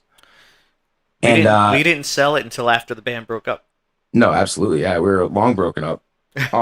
And dude, I'll tell you, to this day, Doomsday has been the biggest bummer and the biggest shame and the biggest waste of, I don't want to say time, but the biggest waste of music that I've ever been a part of. It's been one of my biggest letdowns of my whole career. because and anyone will say this, like, or I don't know, but what we didn't put out was so much better than what we did put out. Like the potential of what was ahead of us was well beyond anything we had done already. And that was frustrating because the person who was writing a lot of that stuff wasn't fully committed, And we didn't know that, and and it was terrible timing. yeah, By the time we had gotten to the point that our record wasn't, we had to redo it. right. That was a big bummer. It was terrible for morale. Our drummer, who was in that band, our drummer was everything. Like it was, like it was so dependent on Jake, that band. Like everything, a lot really revolved around him. Like it was a drummer's band, man. Jake started going back to school about that time, and he got very busy, and we weren't able to rehearse quite as much. We were it was like a in between phase, like Guitar players, fucking well, it was an in between phase in the way that we had like run our course of our momentum and everything like that. And it was like, we didn't pay off by putting out a record. We were doing great live and everything like that, but we didn't have anything major happen. No. And there was the demos that we did have deliver when we needed to. The demos that we did have from people that I respect in the industry were telling me that we either sounded too much like Black Dahlia Murder, and that's why we wouldn't get picked up by certain labels. And there were labels who absolutely listened to our shit, and we had criticism and conversations with absolutely major labels at that point. Yes, and good or bad. I mean, good or bad. Yeah, we were in those conversations. Absolutely. And the labels that would have picked us up said we needed a fucking recording that was industry standard, which we didn't agreed. We agreed with it as well, though. Yeah. I mean, like we knew it wasn't to our liking either. Could we have whipped what we had into something presentable to move and then moved past it and done our next thing? Probably, had we been able to access those tracks. Right. That was beyond our control at that point. It was a bummer. We hit a lull. And it needed to be worked through, and it just turned out that time when we had to dust off and work a little harder internally, like I said, Jake got busy, Keith got impatient, and I think Keith's impatience is like what led to. I mean, Keith was right, man. Yeah, I mean, Keith was usually right in that band. Like Keith was angrier and pushier than you even. When shit got fucking, he was really brash, he wanted better for us, and he was right. We all wanted better for us. It's just, I think me and you had a little better understanding of morale. Yeah. And coincidentally, like I said, Jake's schedule got more busy, and it wasn't. So, I mean, we fired Keith, and I think that I don't remember. There were a lot of reasons. Right. But I think that, I mean, in retrospect, it was a mistake. I wish we would have worked through it somehow, but in the interim, that needed to happen at that time. But what happened next is, I mean, we tried to replace Keith, and that went all right at first. But when we ultimately found who we found, I mean, with Sam Martin, he was great. Yeah. He was arguably too good. We had a young kid come to the band, and he loved our band. He totally understood our sound, maybe better than we did. Like he had a firm grasp on what we were going for, like not only what we had been going for, but where we were headed with it. Right. And again, hip, like he knew he was just a little younger, a little more in tune to what was going on, a little fresher perspective on it. Different kind of riffs again. Yep. And he was right. The material he wrote was fantastic, but he had probably dropped. Our songs took a while to write. Is he a cop now? I just got Officer St. Martin. Yeah, that's what I understand. Be careful, Brian. It's a crazy world out there for cops. Yeah. Well, I mean, what happened was that I don't think Brian knew what he wanted either. That's a big problem. He was very young. I mean, let's face it, his work ethic wasn't the best, and that was one of the things that would make me drive him like kind of hard, which probably kept him not, less and less interested in he wanted instant how hard success. I cracked the whip. You know what I mean? He wanted instant success and instant satisfaction out of everything. Yeah. And it just wasn't like that, like, so we had our, think about it. When that kid came into the band, we had to re-record our first fucking 10 songs as it was like homework sitting on our shoulder, and we didn't have the money for it. Um, what that kid did was both the best and worst thing. Is he came in and he wrote a whole bunch of great songs at an incredible rate. And it was all great material, and it was all deserved our attention. Like, it was all stuff that none of it were songs. It all needed to be worked out still. It was like very good demos, very good riffs, great presentations of his ideas, but they all, they all needed work. And he didn't have the fucking patience or work ethic to sit down with us. Yep. Except for like one time. Him specifically. Maybe.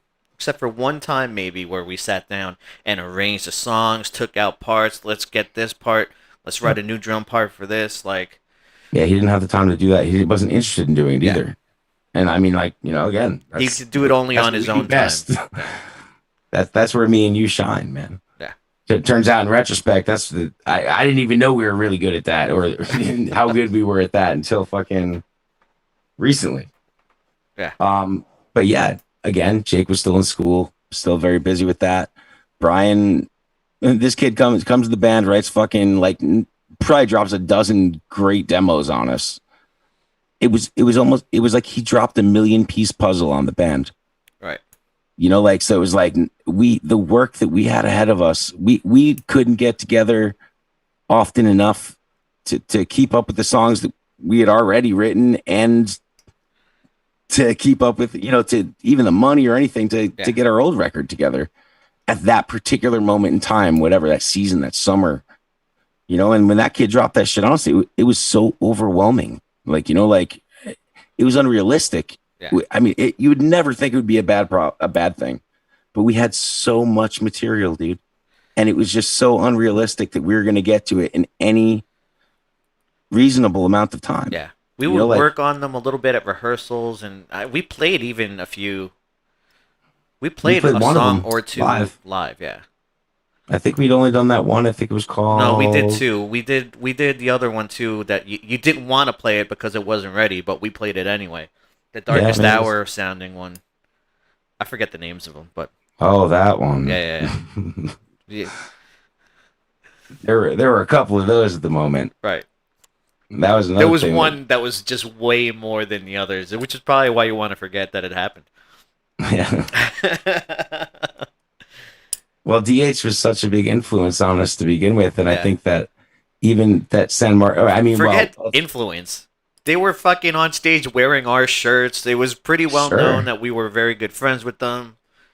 I was going to say that DH is also an At the Gates influence band. Yeah. So, I mean, like, that was inevitable as well.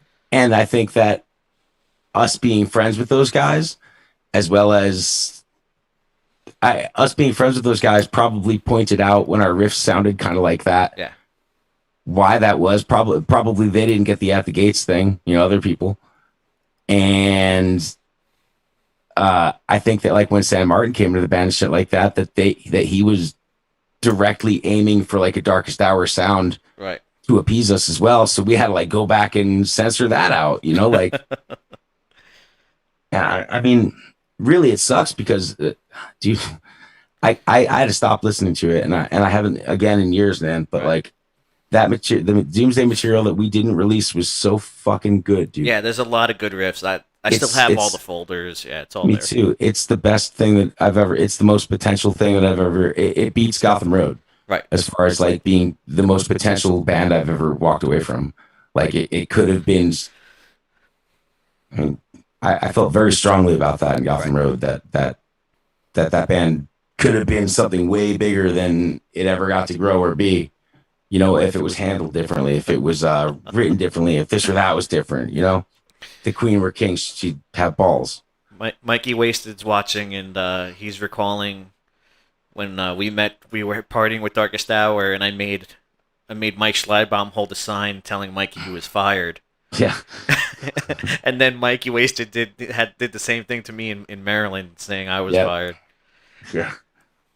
That was funny. That's so crazy. when in your mind did you have a specific moment where you're like, all right, we're doing Darrow, or was I it think it just was the like something same. that gradually happened? It was. I think it happened. It was probably the same for you as it was for me, man. We kind of realized it together. Well, the first record said a lot, man. Right. I mean, if that still hadn't put Doomsday, I mean, Darrow ahead of Doomsday, but like I said, or I started to say before, we had initially intended to press 100 of that record and sold more than 100 at pre-sale. Right. So like we were skewed the big thing was this, and if you remember this, and it's probably still the case to this day, is that we never paid anything for Darrow. Right. Ever. Not a penny. And by that I mean everything that we ever did was paid for at pre-sale. Yeah, it took care of So itself. yeah, it completely took care of itself. And to us, I don't know, that was a gift to me. It was like, holy shit, like it was, dude. That was the biggest at that moment to me, and it still is because it still kind of goes on. I believe, I think it's probably still even or we're in the plus, but like it wasn't about making money because we didn't really fucking make money, but like it was about that we could create for free. Is that I could make whatever I wanted, whatever Yeah. music or ideas or products that I Shirts, had. yeah. We could, it was complete creative freedom, dude. We could make whatever we wanted and didn't have to come out of our pocket for it. It was a license to create, like to me, I couldn't think of a better situation, man. Like we had enough people who believed in us and were invested in our ideas that we could make whatever we wanted, dude. Like we didn't have to think too much or worry too much. I mean, we did because we were going to put out crap, but Right.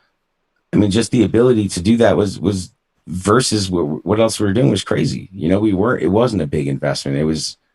It was very natural to us. What we put out is what people wanted to hear, and it kept fucking working. And like it made me want to make more. Like it was like shit. I could just, dude. Doomsday had just as much as Darrow did. It like Darrow was a model of Doomsday in certain, Right. like the merch table in certain ways. Like it was the same plans. It was the same, except one made a bunch of money and one cost a bunch of money. Yeah.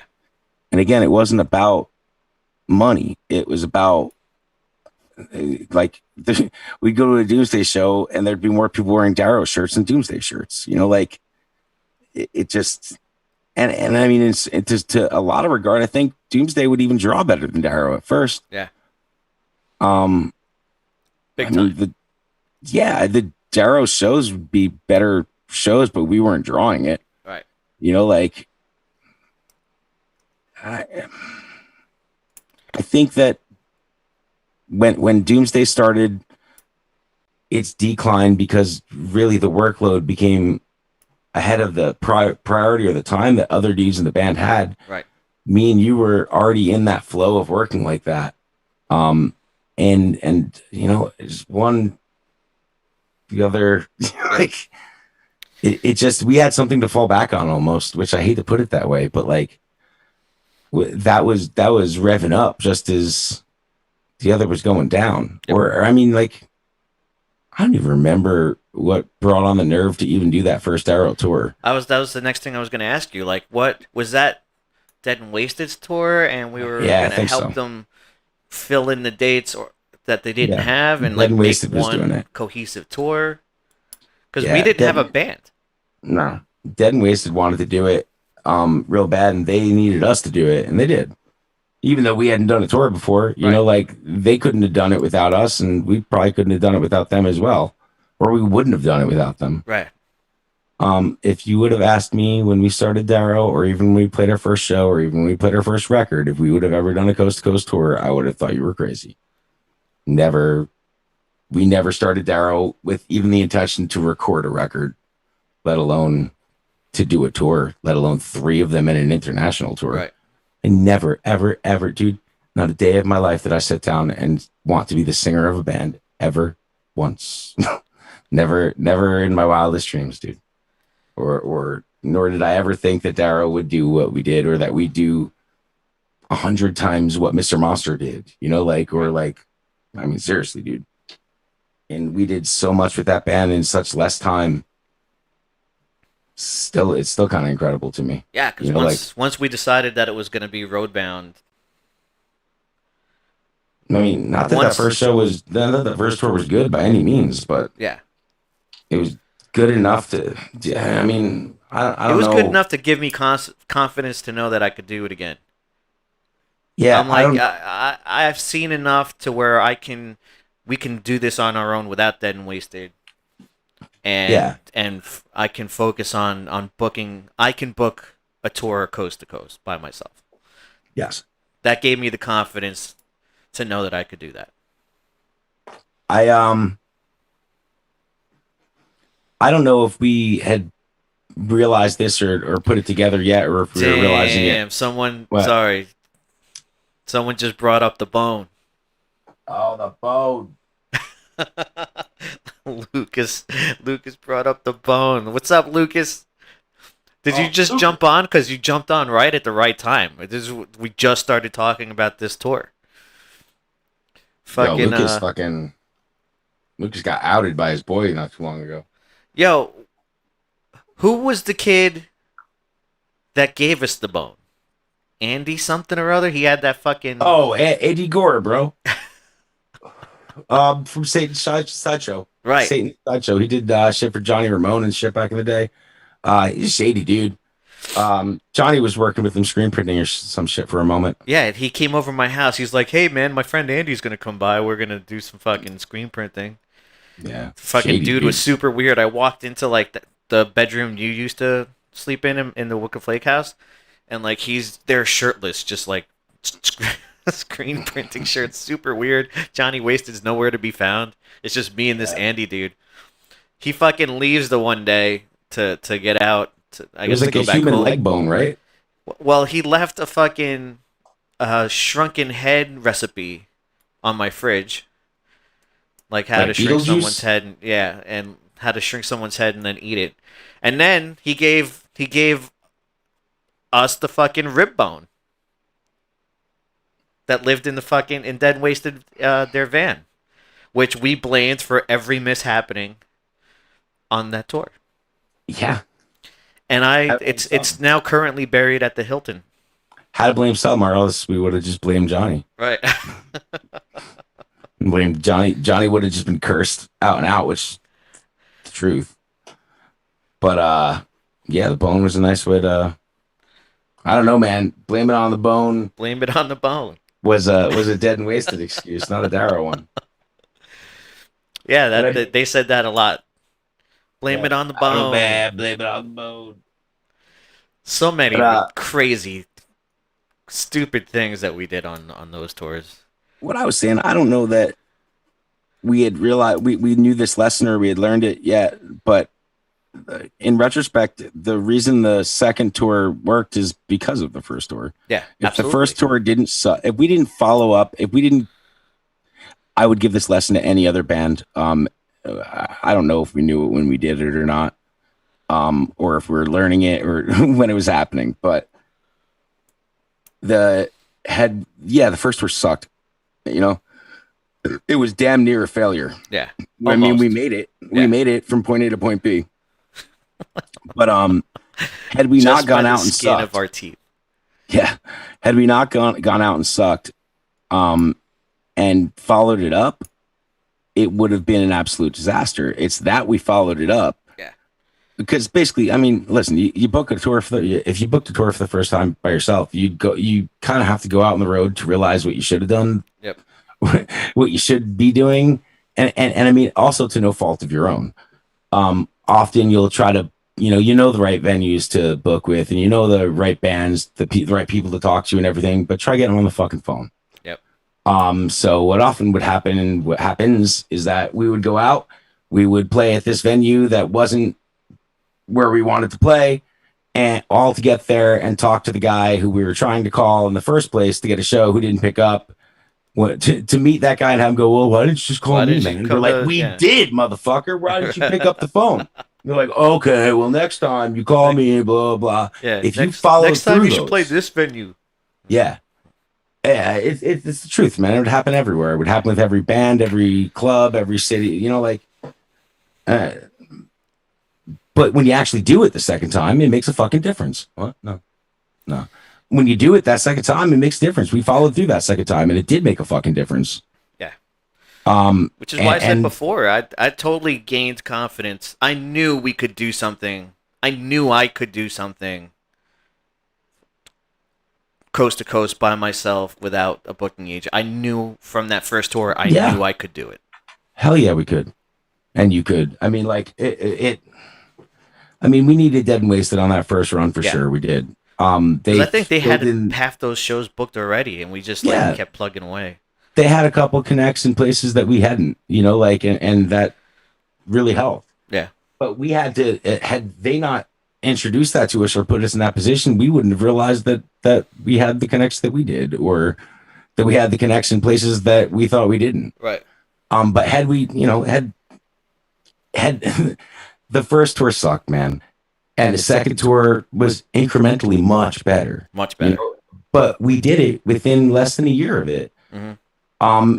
And it's in such a way that we were by the time we booked the second time, the people that we worked with the first time or didn't work with the first time remembered still. It was close enough. So we were able to capitalize on that first shitty tour and use those connections. And then by this time we did it the third time, dude, we were all right, dude. Yeah. Like really all right. Like in a way that I never expected we'd get, man. In about 2.5 years time, we were as well off as we were in Gotham Road or the last Graves tour we had done. As far as we had places to stay, we had regular rapport with promoters. Yeah, I would say that last Darrow one was on par with the first Gotham Road one. I would say it was on par with the fucking last Graves tour that we did at that point. Yeah, dude, it was really no different, man. We were it was I disagree with you. I would say it was better because we had all the lessons we learned from those tours that we didn't have. Like, I mean, for instance, like just how we spent our money and how we were willing to bust hump. Yeah. Like for fucking hotel was a 4-letter word in Darrow, dude. Like, we refused to stay in them at all costs. Yep. How many times did we stay in a hotel in the history of the band, dude? Yeah, very few and far between. Because it was a waste of money to us. We bought a van so we could sleep in it. Yeah. And we stayed at people's houses and kept those rapports and built that up so we didn't have to stay in hotels. Because if we had to stay in hotels every night as well, we wouldn't have been able to afford to do it. We were able to take smaller guarantees on our shows because of that, because we didn't, part of the equation wasn't a hotel every night, and I also think that I know that because we didn't stay in hotels, we were scrappier and we made better relationships with people. We met more people, and that gave us home bases all around the country. We did. Remember, we would we would stay in Cincinnati for like a week and a half and just do like satellite, like play Columbus, go back to Cincinnati, fucking Chicago, go back to Cincinnati. That's how we did it. That's how we did it initially with Blitzkid and Mr. Monster too. Yeah. Like we played out of hubs, like we were a local band and played 200-mile radiuses around it, so like as soon as we had like a good thing in any one city, we can then and like stay at someone's house for a couple of days if we needed to. We could just play out of that like a local band. Special shout out to Liz Jessie. Yeah, Liz Jessie was another. She was the first. Yeah, that was our first like hub for sure. And then the Scurvy House as well. I felt bad if you remember, because we're like, all right, because you made the connection, I think, with Liz Jessie, right? Yeah. But then we had like the Dead and Wasted guys with us, and we're like, I don't know about this. Yeah, I don't know if we should take these guys over to some lady's house, man. You know what I mean? No. Like, I don't know. Because we were well behaved. Yeah. We couldn't. They weren't, and they weren't. One of them was like fucking. I think fucking her. Samir. Something. Yeah, the wolf. I don't know. Fucking, you were like trying to or something. The wolf was definitely trying. Yeah, they couldn't. We're trying to give American massages fucking to the host and shit.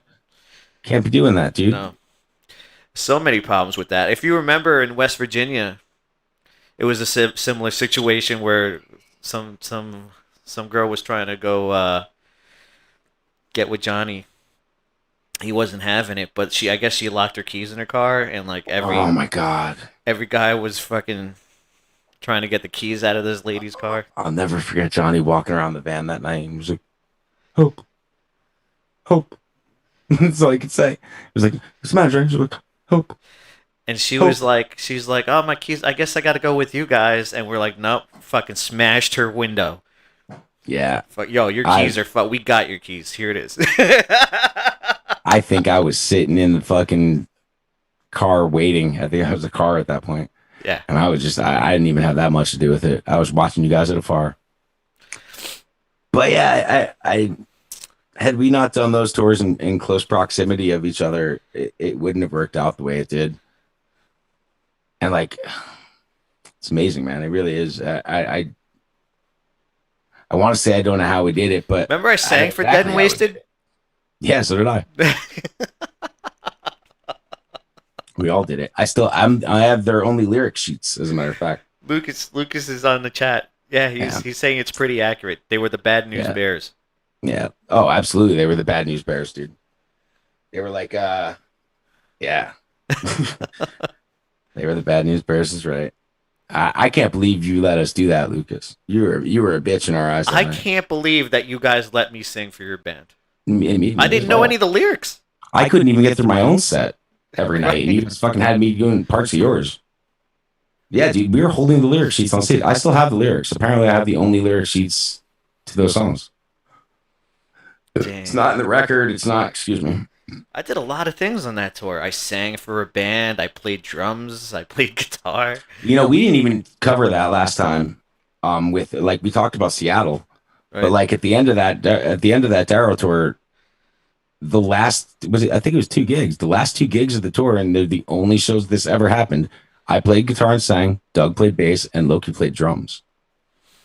There were 2 Darrow gigs that Loki played drums, and I sang and played guitar. We played as 3-piece. Do what you got to do to get by. Tony V's in Everett was one of them. Yeah, the show must go on. Yeah. But we did it. Wound up being a detrimental move to us too. Thank God we did it. Yeah, no, we needed to do it. Had we not done it, that was another one of your ideas that I was totally against. That glad that we went with. Yeah, I was like, I had to draw it out for Joe. I'm like, Joe, we are here. We had no gear, and it's the Pacific Ocean is here, and we're here. We were in California, and where we were in Northern California, we left Northern California. We were on the way to Tito's when we got the call that they were stuck wherever the fuck they were stuck. Let's go one step back. This is after Dead and Wasted hit a fucking horse. Right. They hit a horse in Arizona. Yep. Like after I warned them not to go anywhere. Yes. They drove their vehicle through Mr. Ed at full speed without stopping. A spirit horse. Yeah, spirit horse on what was it? Coming out of Chinle. Yeah, it was on an Indian reservation. It was a majestic, protected spirit pony. Right. But they V'd the front of their van like it looked like they hit a fucking like a parking pole. They hit a concrete pole. It looked like it hit a concrete pole, and like so the front of the van was just totally V'd, and like over the top, it looked like someone took a red paintbrush and just like spatted it at the thing because it looked like red acrylic paint went up the middle of like blood. It's fucked up. We didn't even believe him at first. No. Like we woke up at fucking Anthony's house, the promoter. I woke up and I look at my phone and I'm looking through the night's texts and like there's some from Johnny Wasted. And one of them is, "Yo, we killed Mr. Ed." Yeah. And I'm like, well, what does that mean? So, and then I asked him, what does that mean? He's like, yeah, well, we hit a horse on the way to Las Vegas because those guys were so hell-bent on reaching Las Vegas as fast as possible. And I had told them, I'm like, yo, it's a fucking 2-lane highway. There's no fucking lights. There's fucking wild animals. There's Most of it's dirt road. full-grown bulls. There are fucking wild horses. There's a lot of things out there. Don't go. It's a bad idea. And half in the bag. And yeah, They fucking did it. and who knows what else. And yeah, so exactly what I said would happen fucking happens. Well, I mean, you weren't as specific as the horse, but Right. no one could have predicted that. But they hit a motherfucking horse. So their vehicle then, the way that tour is working out is that they had a van that none of us believed in to begin with. You never take a fucking conversion van; they just don't last. What van was that? Was that Vanthrax? Yeah, I think it was Vanthrax. It was one of those conversion, just one of those ones Johnny always likes. Right. The fucking they're not like row vans. They're like the 4 bucket seats in the back. Yeah. They don't work. They don't last. They're like the half RVs, you know. Whatever the case, they were in that, and they had a trailer with all the gear in it, and we were in a fucking car, dude. So of course we're gonna make it. You know, like come on. The car is obviously going to last, you know, in that situation longer. Oh, they said that the didn't van have that much to do with it either. they hit the horse with Vanimal. Vanimal, gotcha. Vanthrax was next. Or wait, I don't know. I guess Vanthrax might have died in California. Yeah, Vanthrax. They got another van, right? Right. And then the next van died. I don't fucking know. No, the next van came later. So anyway, They had a lot of things happen. They fucking towed it. Their van lasts another 2-3 days. Right. It came to the point where we were playing like Northern California or something like that. And these guys, I guess after the gig in Northern California, we drove that night through the night and they decided to stay somewhere and party. So we were playing in Southern California and we were headed to Tito's house. I think we had a show in the Bay Area, either San Francisco or Oakland. I don't remember. But we left way earlier than them, maybe the night before. We went to drive through the night to go to Tito's house and sleep there. And they called us when we were almost there, like, yo, dog, our van's dead in the desert. We're not coming. Like, that's the end of the tour, probably. Are you sure? Because I think that we were already out of California. No, we were. It was absolutely coming because we were staying at the Scurvies. We played CIA. We played a bunch of the shows down there. And then when we were finally headed to go up to Northern California, and that's why we went to Seattle afterwards because we were headed up there. Yeah, I'm dead. I'm dead positive because those guys ended up in the desert in fucking the middle of California. So fucking, we're already too far to turn back. Yeah, like to Seattle and the next group big shows, and we had friends up in Seattle anyway. When we got the call, and they didn't know 100% they weren't going to make it, but it wasn't looking good. But whether we were going to make it or not, it made no sense for us to go back. It made sense to go forward. Even if the tour was gonna end there, it still made sense to go to Seattle at that point, as per how close or far we were, as per a place to buckle down for a couple days if we had to. We go up to Seattle, they're definitely not gonna make it. So when we get there, it's like, well, if you remember too, I had the Blitzkid tour at the end of that. right. It was routed for me to get back in time to do the Blitzkid tour. Like we were gonna drop me off in West Virginia or whatever. Yep. The way that was routed. The way this had worked out is that we were up north. We were in fucking Seattle, and we didn't even have enough money to get home. Like it wasn't happening. Like, you know, like by the time Loki did the math, he's like, listen, dude, we have to play these next 2 shows. Like we could either, you know, call our families, beg for money, and go home defeated. You know, and if that works, right. You know, like if any, you know, if anyone will help us out or anything like that, and this is a bust, this is a failure. Or we can play these next 2 shows, sell some merch, and if we get paid and make this much in merch on these 2 shows, we can afford to get home. Like we'll have enough gas money just to get home.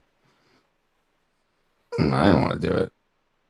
Like I didn't want to do it. Right. I was like, man, I don't want to, because Seattle, we had like friends up there, and like, you know, at that point, our label. And we had to borrow everyone's gear. I'd be playing. Yeah, we had no gear. Drums. That's right. Yeah, we had no gear because all of our gear was with Dead and Wasted.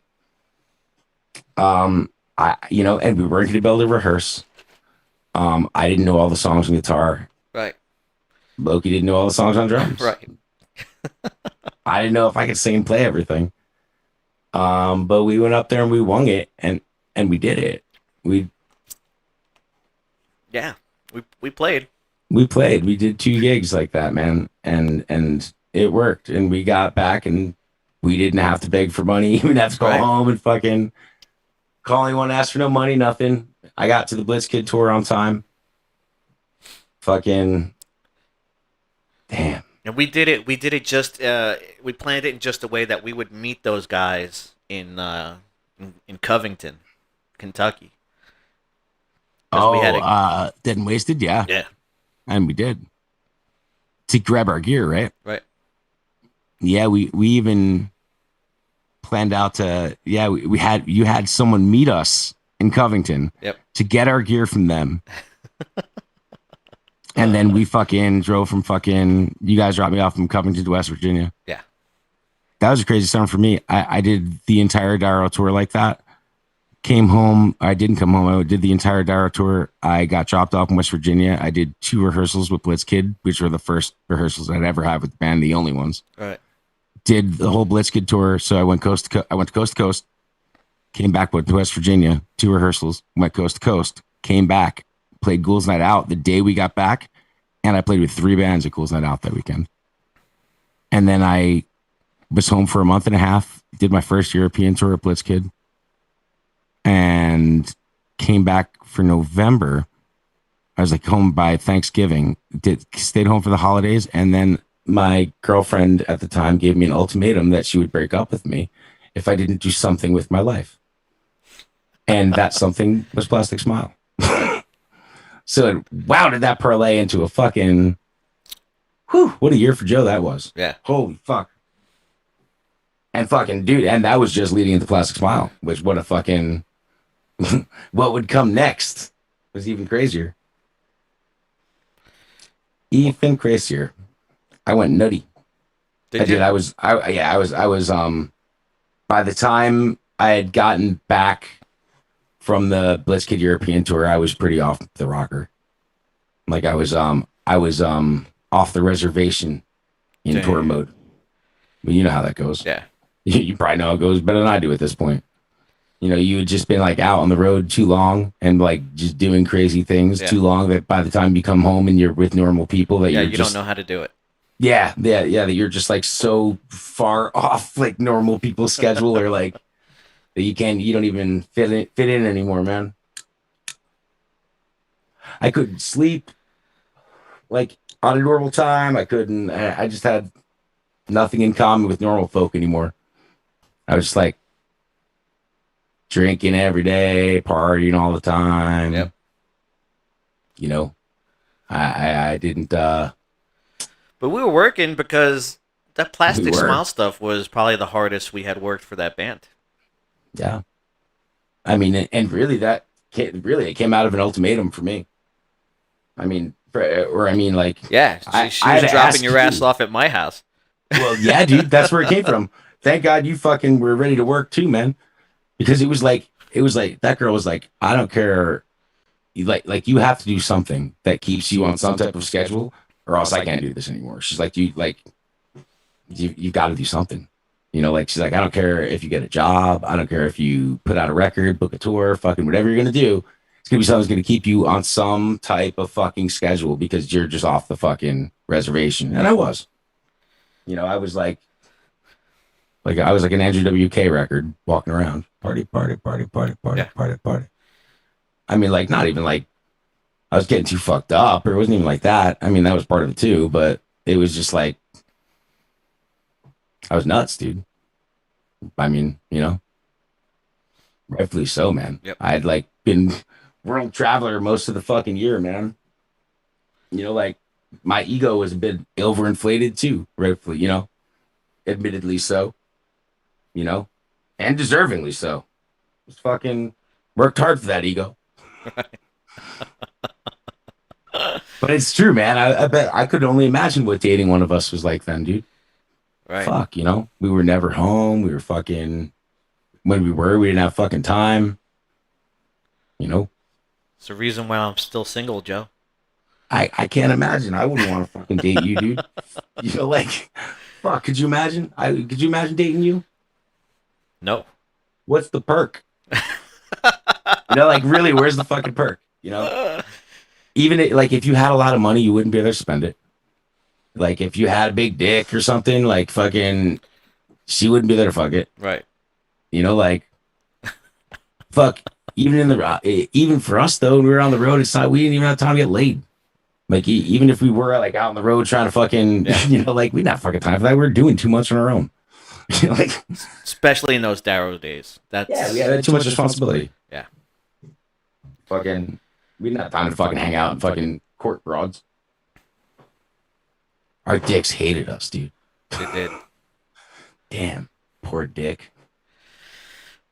And that brings us to the time to where we started the Indiegogo. We were riding. That would be the second one, though. We were doing all that stuff. Yeah. We'd already done an Indiegogo before that. Did we?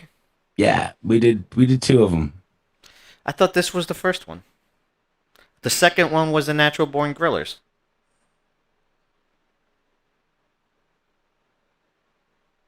I'm pretty sure I'm right. Well, Natural Born Grillers and Plastic Smile was one thing. Was it? Yeah, we did the Return of the Touring Dead. I'm gonna have to fucking look this up. Because I think Return of the Touring... I don't fucking Return of the Touring Dead was the one after my brother was in the accident. No? No, that was the one... No. No. We did one before that. Because I think it was... Yeah. We did one before it. I think that was just to go on that second tour and to buy a van. Yeah, I think that's what it was. Yeah, because by the second Indiegogo, we had a... No. It was the Plastic Smile was the first Indiegogo. Yeah, and then we did one after that. Right. You're right. Because I remember we had to maintain the van. I just remember that from like one of the videos. Yeah, we did 2. You're right. And we were considering, because now we knew what Matt Johnson needed, so we were trying to fucking build a bank. That second one was for a lot of different things. Some merch. I feel like the second one was the bigger load, though. Like, no, I feel like the second one was a bigger one. Plastic Smile was definitely the bigger load. Yeah? Yeah, like, I feel like we did one that was smaller, and then the next one was bigger, not bigger than smaller. No, it was the other way around. But we needed a lot more the first time. Like, we needed a lot more the first time. And thank God we got it all. I mean, like, I'll tell you, I hated doing those things. I hated doing those things in the way that, I hated the pressure of it. Yeah. And like, you know, you got to deliver. Other bands around us were doing it wrong and not giving the whole crowdsourcing thing a great reputation. Right. You know, in our scene. So like that put pressure on us, I remember. And I mean, there were people who had perspectives and I didn't disagree with those perspectives that it was like shitty to do it that way. Yeah. And it's like, I would agree with that to some extent. But then again, I also really enjoyed doing those campaigns because it's like it was a challenge and we made something cool out of the challenge. Like we did something with that. Like I think if you did it in a certain way, the bands were definitely taking advantage of the contributions of their fans. But however, we took that and worked even harder. So I never had that guilt because it's the way the music industry had changed. Like, you're not making money off records anymore, so you need to be supported. You're always supported by your fans, no matter which way you want to slice it, whether they're buying your records or whatever the fuck. That's gone out the window. It's an antiquated system, selling records to make money. And this is a new way that we can do it, where they can support you when you go out on the road. We worked even harder because of it.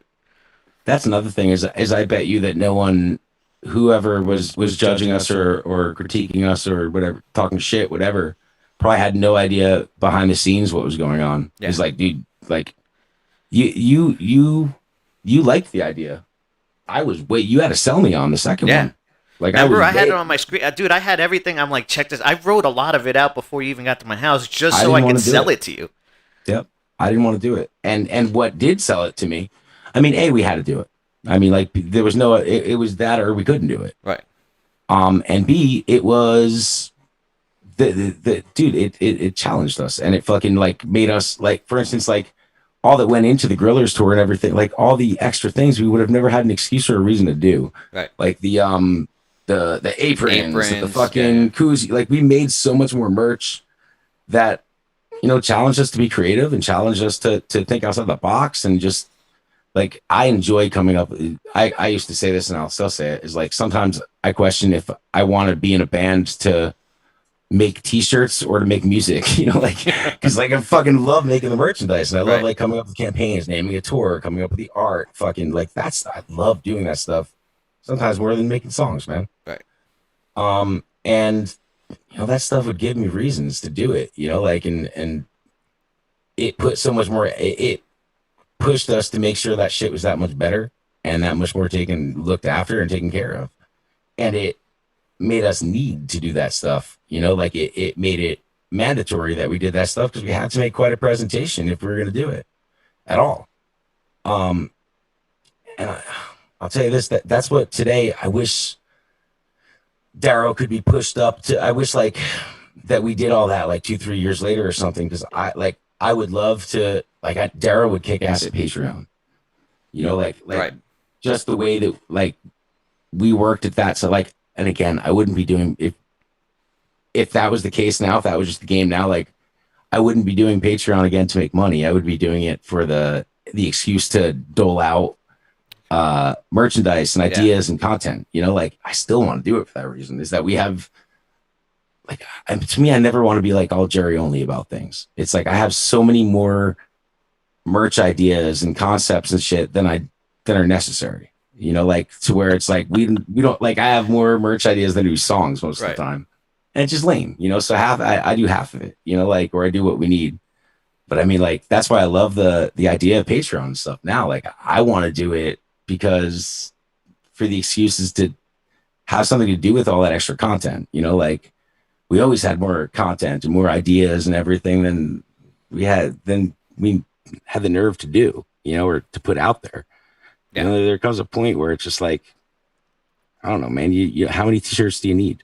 I already know people who say they have more Darrow t-shirts than any other band, like, and that was me halving it, like there's still like, dude, there's so much still that we haven't done and didn't do, like that I wish that Patreon was a thing when we were doing that, man. Like, and like now it's like, yeah, I can still do it, but like, I don't know, we don't have the infrastructure to do it that way. And I'm not just gonna fly by the seat of my pants, man. Right. Like I gotta get me some gear, some things together to produce that content. I have the content. I just gotta bring it together, man. Like I could do a lot with it. I'm excited to hopefully do that one day, but with my luck, Patreon will be fucking passe by the time I get my eggs in a row. There'll be something else. Yeah, I just the way love the shit's going, man.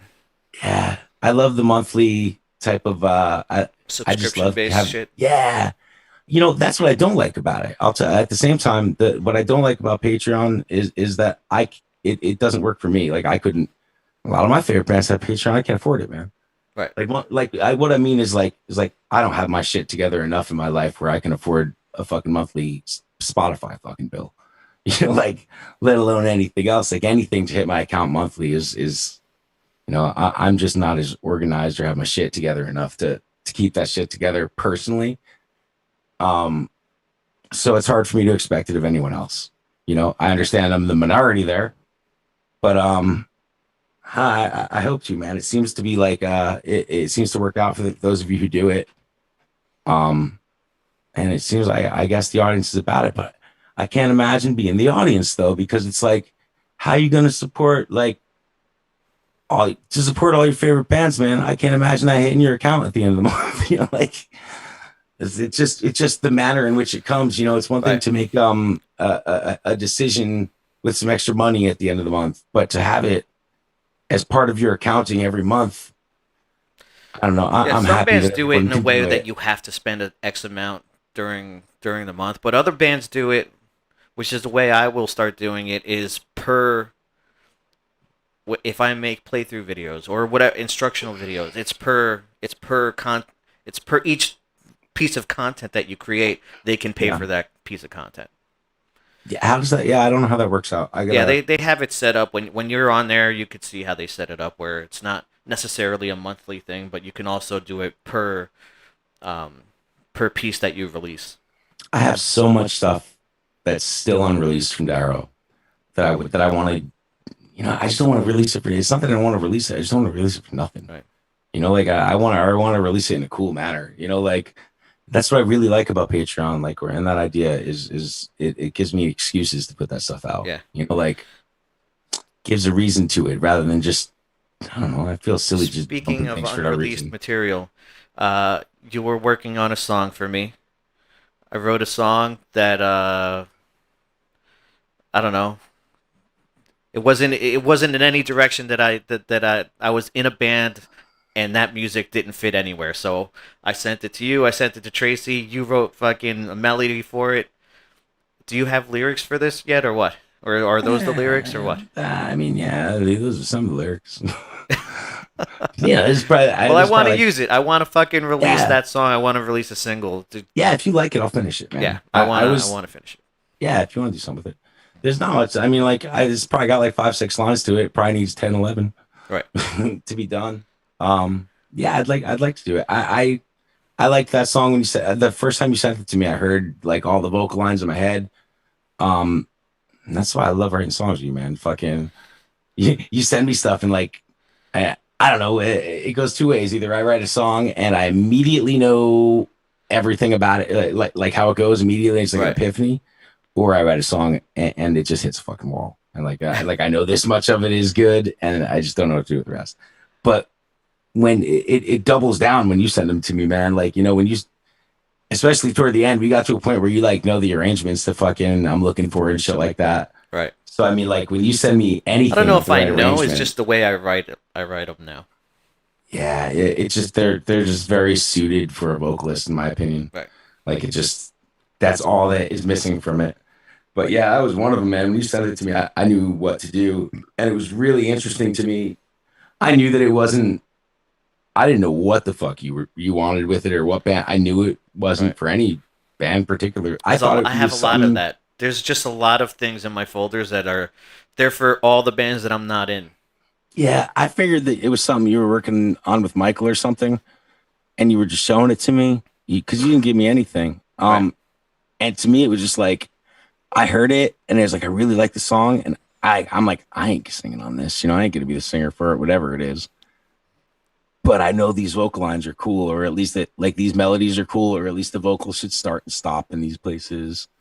And like I just wanted to show it to you that way. Like Yeah. to me, that's why writing lyrics were never important to me. It was like I didn't want to guide anyone Oh, anymore. I I just don't. I wanted don't to think like, I've told you. I wrote a midsection with lyrics too. to that That's song. actually what I've been doing it. So I re-recorded your vocals so I can do the midsection with my lyrics to see if it works. You know what I mean? So Cool. and I cut out the parts where you wanted to cut. I edited all the shit that you thought would be cool to edit. Yeah, it was only the one part in the beginning. I It was just the shortened it. beginning, and then the guitars. You were totally right. The guitars came in earlier. Fuck. So I fixed the song up. Yeah. Because I wrote it, sent it to you. I sent it to Tracy too, and like I really just I left it alone. I stopped looking at it. I'm like I moved on to the next thing, because whatever. That's funny. But now The that only that you had sent something back, it made me pay attention to that song again, and I kind of fixed a few things and started adding stuff that's to it. funny. You said I didn't know you sent it to Tracy too. The only person Way I early shared in the that day. song. Yeah, the only person I shared what I did on it recently with was Tracy. That's funny. He was Right. the one person I've sent that to since we did it. Like I think him and Dean are the only people. Him, Dean, and Zach are the only people who ever heard it. Oh, it is. Today's Zach's birthday. Happy birthday, Zach. Sup, Zach? I just saw you in a video for Silencer. Silencer. Is that Charlie's band? Yeah, cool. I think Charlie's jumping on with me next Friday. Well, yeah, Yeah. cool. Gonna shoot the shit, talk about underground New Jersey metal scene and from the views of another guy in the scene. Underground New Jersey metal. Who the fuck wants to talk about that? I do. I mean, no, we haven't been talking about today. Nothing. So, But yeah. all right, Joe. I think we've covered enough today. It's 2 hours and 20 minutes. You're always good for a lengthy conversation. Yeah, dude. I didn't know what you want to talk about today, but I had some shit too. I was gonna drop on you today. Yeah. But What do you save it want for to talk next time, about? So we'll save it for next time. dude. I think Wolford hit me up after the last podcast, and he was like, "Yo, how did you guys not talk about this, and the other thing?" I'm like, Because there's so much to. There's so I was much that has surprised it happened in didn't our come up lives. too. I was surprised it didn't come up too.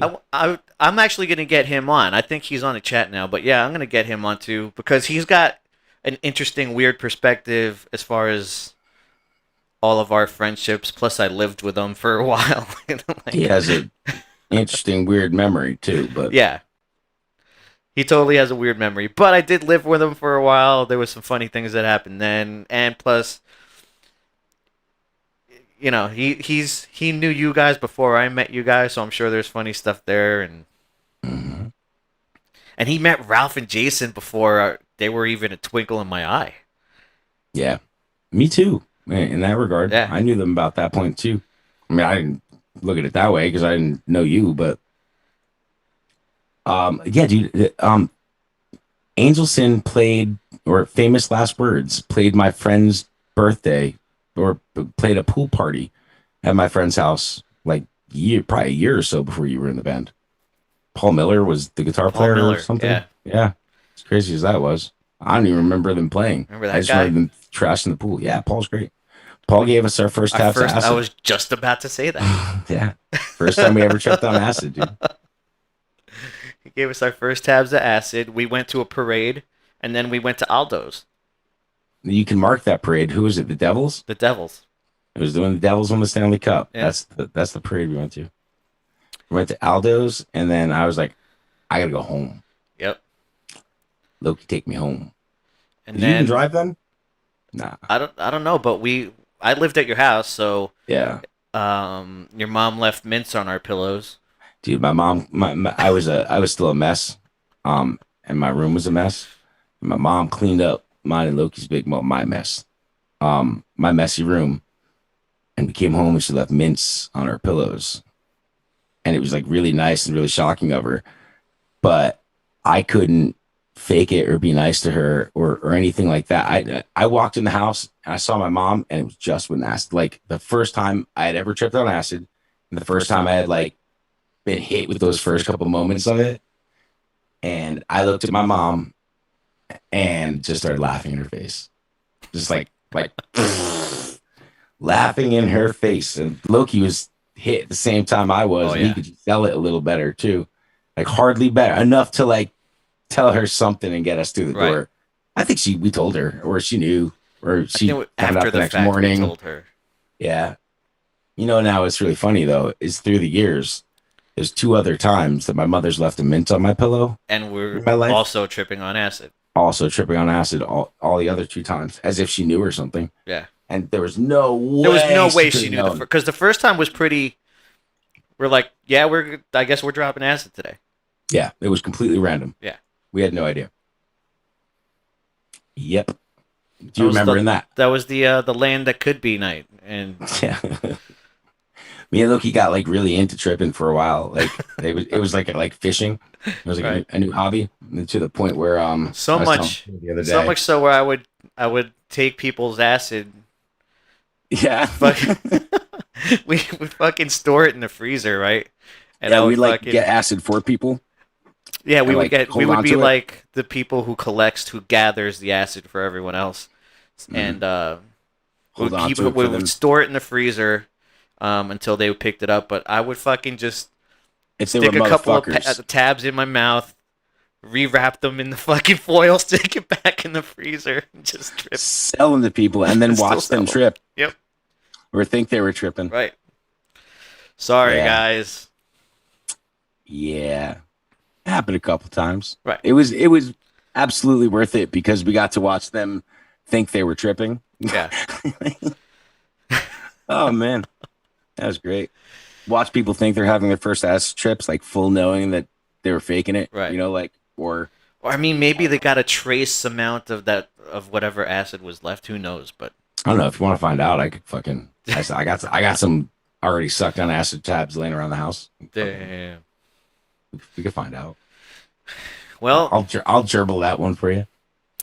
so apparently we have more things to talk about. So next Monday, Joe will be back on, and we'll talk about things that are ridiculous.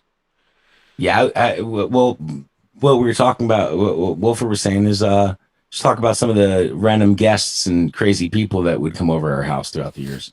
Ah, yes. And there's a lot of them, man. Yep. I mean, Michael Graves being one of them. Yep. Mike Graves, certain wrestler, Yep. some guys from Pantera, some guys from Black Sabbath. Yeah. All like just came over and hung out, dude. You know. So all right, next Monday, JV and I will be back. He'll probably be drinking Rumplemans again. Definitely. Dude, I don't know. I don't know if Blackout Friday is going to continue because, like... Yeah, I heard Saturdays ain't going so well for you. Saturdays are not going well for me. You should have a recovery Saturday morning fucking podcast. Those won't look good. You should do them with, like, Pauly Lifeless or something. Dude, Paulie's a tough interview, bro. What do you mean? When I was doing it with Michael, I had Paulie come on and, like, I was trying to fucking get a story from Paulie or get his feelings about one thing, and he would just be like, "Oh yeah, you know, it was a good time. Oh yeah, I remember that," and then that would be it. I'm like, come on, dude, you got to play with me here. Like, you're. Well, not everyone is willing to fucking yeet themselves like fucking me and you are. Right. I mean, like last week we fucking Jesus Christ. We confessed to fucking crimes last week for like fucking 2.5 hours. Hey, it's a long time ago. I ain't got no regrets, man. Right. Not about that shit anyway. Guys, thank you for joining me. I appreciate y'all.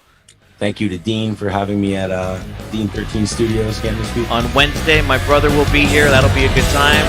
Yeah, it's gonna be awesome. I'm looking forward to that. I'll see you guys. Peace.